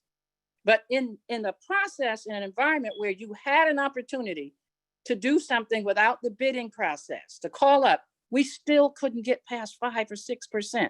And if you really get down to Black and Latino businesses, I'm not sure we're past 2%. That's the shame of it. We can do better. There are ways to do this, and it has to do with the decision-making process when it's final on that table. So I appreciate Council President Janey said at the beginning, I hope we're going to talk about things we can do and not just laying out the problem. You've got not a problem, you've got a crisis here because we have a whole community on the verge of economic devastation when those businesses are never going to open, when people start to get evicted in the ways that we see. And so you can stop that. You must stop that. There are ways to do it. How about talking to people being one? Talking to people who know a little bit more about this than you all might know might be one of the ways to do that. Having commissions whose job is to give you suggestions based on their experience versus sitting in a room and listening to what you tell them that you want to do. That's not a commission or a task force. That's what the city of Boston does right now. We can do better than this, guys. Councilor Wu, I thank you for the opportunity to speak. Obviously, like I said, I'm emotional about this because I see what's coming here. We are going to have 50, 60% of our businesses, Black and Latino businesses, the doors are going to close because the $2,000 grant was not enough. And it's very much appreciated. I appreciate the fund money, but that's not how we keep businesses alive. We keep them alive by doing business with them. And in the city of Boston, with all of the energy, when I think about all the study and the work that you all have done, this has been incredible listening to you today, because what it says to me is there's a lot of energy being put into a city, into this by the city council, by the mayor's office, by the Walsh administration. And to all of this, it got us to 5% or 2%. What does that say? We need to be rethinking this. We need some bold action, and I'm counting on you all to do it. And I thank you, Councilor Wu, for the opportunity. I'm going to stop there. You know, I could talk for a while about this. I appreciate the opportunity. Thank you, Senator Wilkerson. Yeah, we love every word. So now we'll move on to Ms. Priscilla Flint Banks.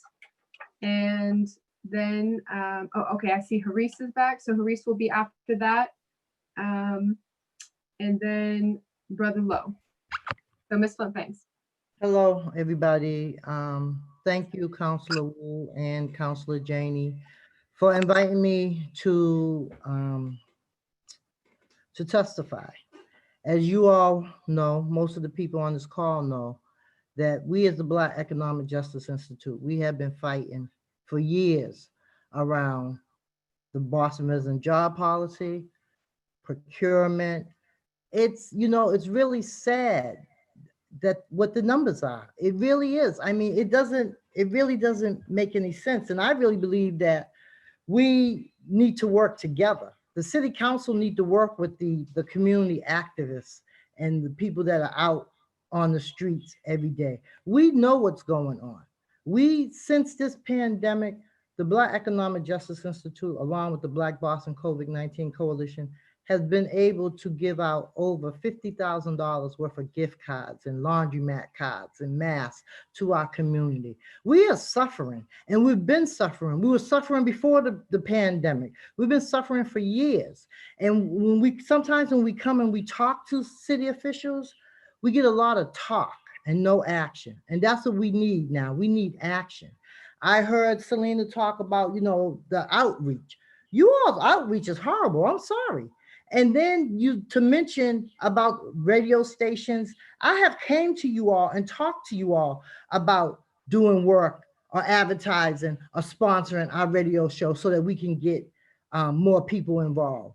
People know us, the Black Economic Justice Institute. They know that we are out here in the streets and we do the best that we can to work and support our community. And now we are not only do we have a health crisis, we have a racial crisis, we have economic development crisis. We are in bad shape here in Boston. And it's sad that we have 7 women, 6 people of color, and we still couldn't get a no on that budget. So I want to thank the people that did not pass it, because if there's going to be change and there's going to be real change, then something needs to be done with that budget. And so first of all, I didn't really want to go behind Senator Diane Wilkerson, but that's okay because she said a lot of the things that I've been feeling. We've been working together with the Boston Black COVID Coalition, and we've been able to get some things done.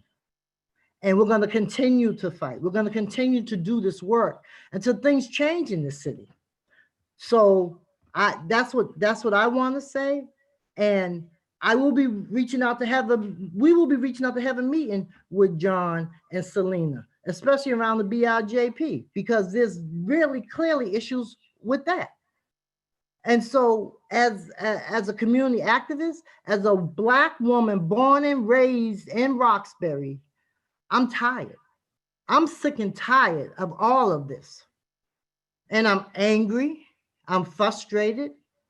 I just buried my mother in April because of COVID. I'm tired of this foolishness. We need to come together and come up with a plan that's going to benefit all of us and not just white people. I'm sorry. We have to come up and do something better for ourselves. And so I get angry and I get frustrated, but I am who I am. I love my people. I really, really do. And I'm tired of seeing us suffer because it doesn't have to be like that. The city has millions. The state has billions. And what do we get? Crumbs from the table? We're tired of crumbs. We want pies and cakes and everything too. We don't want pieces no more. And we don't want crumbs.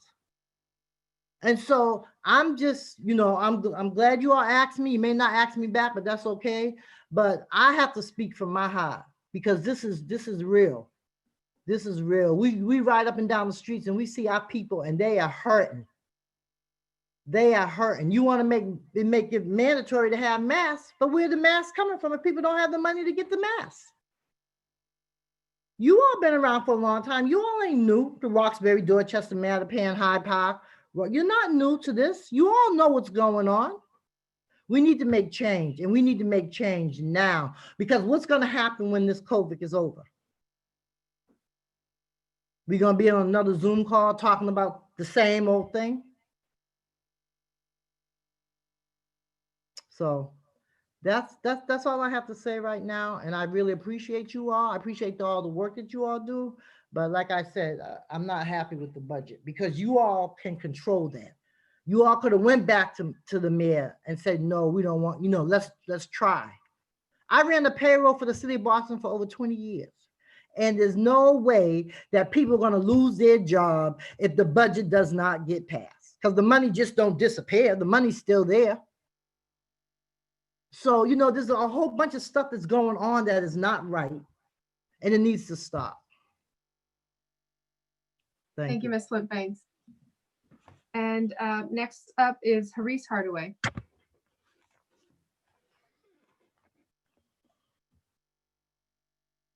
I guess. Hello. See if you guys can see me. We can't see you yet, but we can hear you. All right, wonderful. We'll start there. I just want to thank Councilor Wu and Madam President for the opportunity to speak today, and greetings to all of the councilors and our friends there in the Office of Economic Development.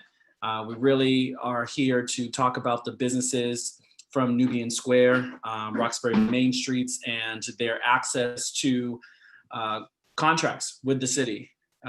It hasn't been something that we can do all the time because it's about access, and we don't get that access. It seems like we're speaking a different language many times, and we don't know how to navigate. And I do see the efforts by the Office of Economic Development to do fairs, which people in our community have participated in, and it's just starting. For a community that is dealing with a recovery now is one thing, but our community has, it seems like, has always been in recovery. And without access to government contracts, it puts us at a disadvantage, and it enables us to stay where we are. And that's not something that we want. As the sister said just before me, it's crumbs at the table. Many of the businesses in our community employ people that are from that community. That's what sustains a community. It's a whole, it's a circle of life in business. And so what we want to see is that more of those businesses get access and understand how to navigate the city. There's no reason why it should only be at 5%. We have over 100 different businesses in Nubian Square in that business district. And to my knowledge, there's only one, a minority business, a woman-led business that has a contract with the city to do plumbing. And that is, to me, it says a lot. It's about the numbers. We can do better. And I believe that the community, as well as the city, believes and wants things to be done better. So I have to implore all the city councilors to really take a look at how things are being done now, how we can do them better in the future, because these are people's livelihoods. It's about whether or not they're going to be able to put food on the table, or they're going to keep their block looking the best that it does in their business district, because they have the contracts, the money to employ their people to actually be a part of a private-public partnership to keep their community vital and help to revitalize it in the coming future. So it's really important that we understand that in the heart of the city, the numbers matter. And right now, our numbers are not reflective of our opportunity, of our skill sets, of our ability to really be an engine for this city. And we deserve the same equal treatment as everyone else. And so I, again, implore the city council to really take a look at this and to make sure that businesses of color, Black businesses, brown businesses, that they have access to what is everyone else has across the city. So that's pretty much what I wanted to say. I wanted to shed light on Nubian Square and what we're going through, and that this recovery can be done together, and it's a partnership. You can really use us to reach the people that you need to. It doesn't have to be behind a veil as it has been done in the past. And we just want to encourage you to continue to do that outreach and put those Black businesses on the mark. Let them have that opportunity. Thank you. Thank you so much, Mr. Hardaway. And then last but not least, Brother Lowe.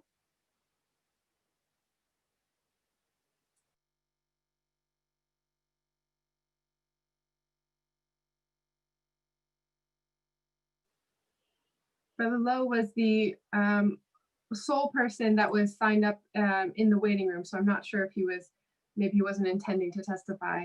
So we'll give one more pause if Brother Lowe had wanted to chime in and add anything. Okay, so hearing none, then opening up back to counselors for questions for the community leader panelists. Hello, starting with. I'm here. Can you hear me? Oh, okay. Yes, we can. Go ahead, Brother Lowe. Thank you for the city councilors and everyone involved, because we all know this is a serious issue. And I must say, though, I'm really bothered, and I'm sure you all are, but it's personal with me because I just feel like there's not enough being done. There's not enough. I don't care if you tell me we're doing 20% right now. It's not enough. And I know we're nowhere near 20%. John, I'm a little disappointed in you, brother. I'm a little disappointed because to me, you haven't been responding to us as effective as you could have. You know, I mean, we used to talk once in a blue moon, but I don't hear from you at all now. And Mr. O'Malley, you remember when you were running and I was at your campaign place in Rosendale, West Roxbury line, and I asked you about $664 million, and you didn't know nothing about it. You say, at least you told me you didn't know nothing about it. I can't see anyone that's in the city government right now that shouldn't know. And one of the things that bothers me too is I met Mayor Walsh, Marty Walsh, 1 year ago today at the Juneteenth celebration. Marty was shaking hands with people, for photo ops, you know, the usual politician thing. But when I asked him as he was getting in the limousine to leave about, I was bothered by the less than 1% going to Black people. He looked at me like I was a problem. He was upset. Oh, Brother Lowe, it's not less than 1%. And I told him, Marty, I don't care if it's 3%, 5%, it's not enough. And he walked away abruptly saying, oh, we're working on it. So I want to know, John, from you. I want to know from Selena. I want to know in this year's time, what has progressed? What is when he said he's working on it, what has been done? You know, and you know, we got people all over, Black and brown people all over this city that's really going to be taking a beating, and especially business. Diane laid it out for you, and Sagun laid it out for you. I don't have to go over that. And you know what? Let me tell you something. When anybody from the city council come to me and they start talking about numbers and percentages, I know you ain't going nowhere. You ain't gonna bust a grape. You ain't gonna do nothing. Okay? Don't come to me talking about, oh, the percentage of this and this, and you know, and then you on top of that, you're gonna say stuff like, well, they gotta be certified and qualified, and we gotta do that. You're giving out. Tell me if somebody waved their hand if they ain't giving out no bid contracts. Please. Come on. If Marty's really serious about this racial thing now, let's make it happen. He had the power to shut down construction. Did he say to people that, okay, you're out of compliance, and before you go back to work, you should be in compliance? That to me would have been at least the show. Now we got this racial thing going on. Come on now, this is Boston, y'all. Stop playing. Stop playing. And if you ain't gonna do nothing, get out the way. If you're not gonna do nothing, get out the way. That's okay. We'll forgive you for getting out the way. But let's do some real stuff here in Boston. You know, you want to talk about racial stuff? Let's do some stuff. We're gonna need something drastic. We can't talk about, and you know what kills me? This bit about disparity studies. Let me tell you something. I don't need a disparity study when you got $664 million going to white males. I don't need a disparity study. And as Diane said, what does this disparity study tell you? So I'm gonna leave it at that. I ain't gonna go no further because I get emotional. Thank you, Brother Lowe. I get upset. And thank you once again, everybody, and all, whether I like you or not. Thank you for coming together and trying to make an effort and trying to make a difference, because we need it here in the city of Boston. Thank you. We appreciate it. Now we will, I think that's everyone who had been signed up to testify. So we'll return to counselors for any questions or closing statements, starting with the co-sponsor, Council President Janey. Thank you so much. Can you hear me and see me okay? Yes. Thank you. So I want to thank my colleagues, certainly thank you again, thank my colleagues, thank the administration, thank the community panel. I do have a few questions In the interest of time, it's okay if people want to follow up and get them after, but I would like to get them on the record. I am very interested in the opportunities for doing more business with businesses owned by people of color, local, etc. I'm interested in hearing more about what we can do in our municipal buildings. I think about the bowling building, and I want to give a shout out and deep appreciation for the new contract. They have a new contract now, and they will be managed by a local company in my district, a company that is a minority business enterprise. So that is good news. But I'm thinking about the amount of business that BPS, the amount of money that BPS spends. So number one, they're one of the largest spends. And with at least food, isn't there an opportunity to say that for catering jobs of X number of people or more, that X percent will be spent in this local area? Like, I'm looking for something clear and concrete like that. That's one thing. I would like to get clear who are the biggest. I know there are 4 departments. So I know BPS is one, I think Public Works, not sure what the 4 are, but there are 4 departments that have the biggest challenge and the biggest spend. What specifically is being done in each of those departments? For example, are the new FTEs that are coming, is that all living in OED?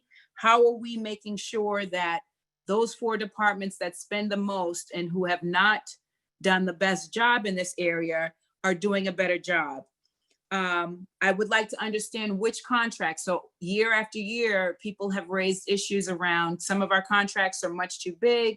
If we break them down, or if we're creative around some sort of joint venture or partnership arrangement, that we would see better success. So what has happened in that front since our last hearing? Have we broken any of these contracts down? I think of the food contracts with BPS as a barrier for local business owners, again, in my district, who would bid if they could. I think there was a missed opportunity to match more of our local folks or people of color in responding to COVID. And so while COVID is still with us, I wonder how we close that opportunity gap.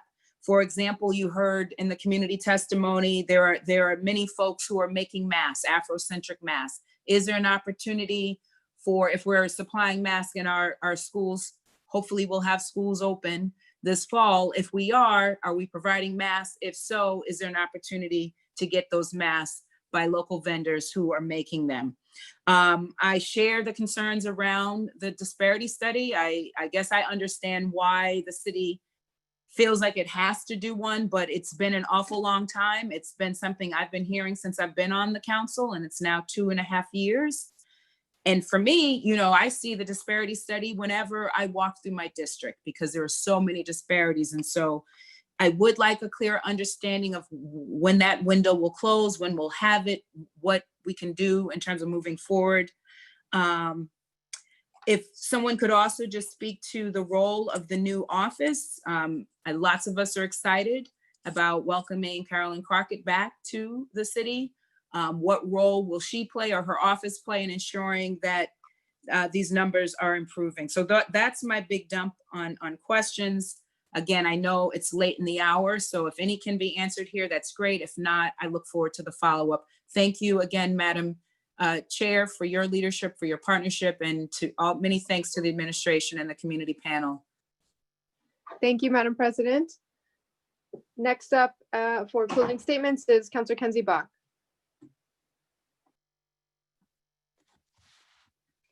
Hi, Madam Chair. Thank you so much. And thank you to all the panelists, especially the community panelists who I know have all been doing a lot of work for a very long time on this. And I just want to recognize that I think we all heard your frustration and the earned frustration here.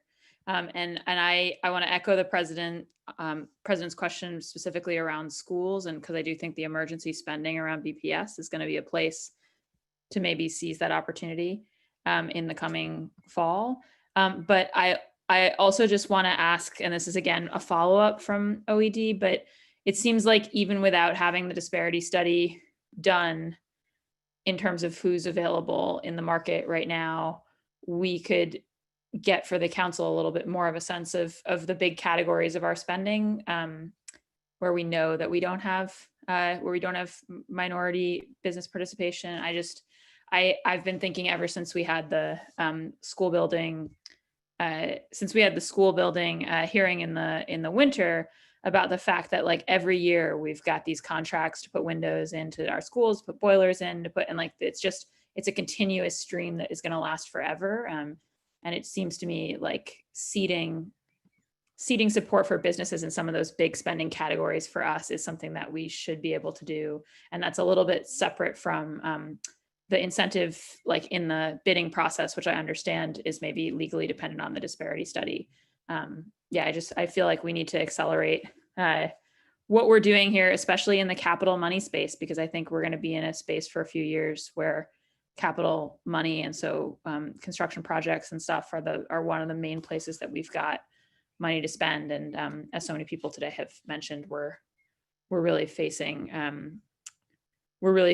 a disparate impact even in the economic crisis that we're in. So I just really appreciate everyone today and want to thank the president and Councilor Wu for calling this hearing. And sorry, Madam Chair.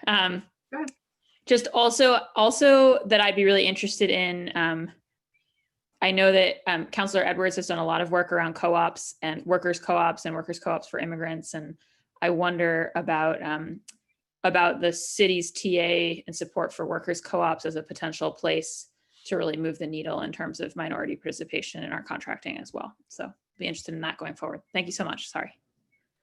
Thank you, Councilor Bach. And next up, Councilor Ricardo Arroyo. Thank you, Madam Chair. I just want to thank all the participants, our community panelists, our administration panelists, and my colleagues on the council. These are obviously deep-rooted systemic issues that we really need to get to the bottom of. I echo the same concerns with the disparity study and the due date of December, the fact that it's been ongoing, the fact that these issues are quite urgent by December. Who knows where we are with just the pandemic and how that's affected businesses, and the timeline that we have to really sort of get in there and provide some of these things in the period of time that we are, quite frankly, in an emergency, not just in a pandemic from a pandemic standpoint, but also from a racial inequity standpoint. We've reached some real lows, and so I appreciate all the work that folks are putting into this. Look forward to participating in the future, and I just want to thank everybody for their participation and for the advocates for staying on top of us to make sure this gets done. So thank you all around. Thank you, Councilor Arroyo. I think that is all the way through our council colleagues. So I just want to really thank you, everyone, for joining us, our panelists, our administration colleagues. We have a lot more work to do. We are eagerly waiting to collaborate and share the continued results. I've already sent over an information, just a reply to the email asking for the bump to include not just Q3, but the entire year's data, which hopefully will be available even with Q4 soon, but also including columns for more specific demographic data as available. I think several of my colleagues had asked for that. And we will follow up with a list of the items requested, but thank you so much, and looking forward to reconvening and making sure that we can go over the next quarterly report as well. So this will conclude, oh, no, I'm missing the docket number. This will conclude docket number the hearing on docket number 0390, hearing on equity in City of Boston procurement and purchasing. This hearing is adjourned.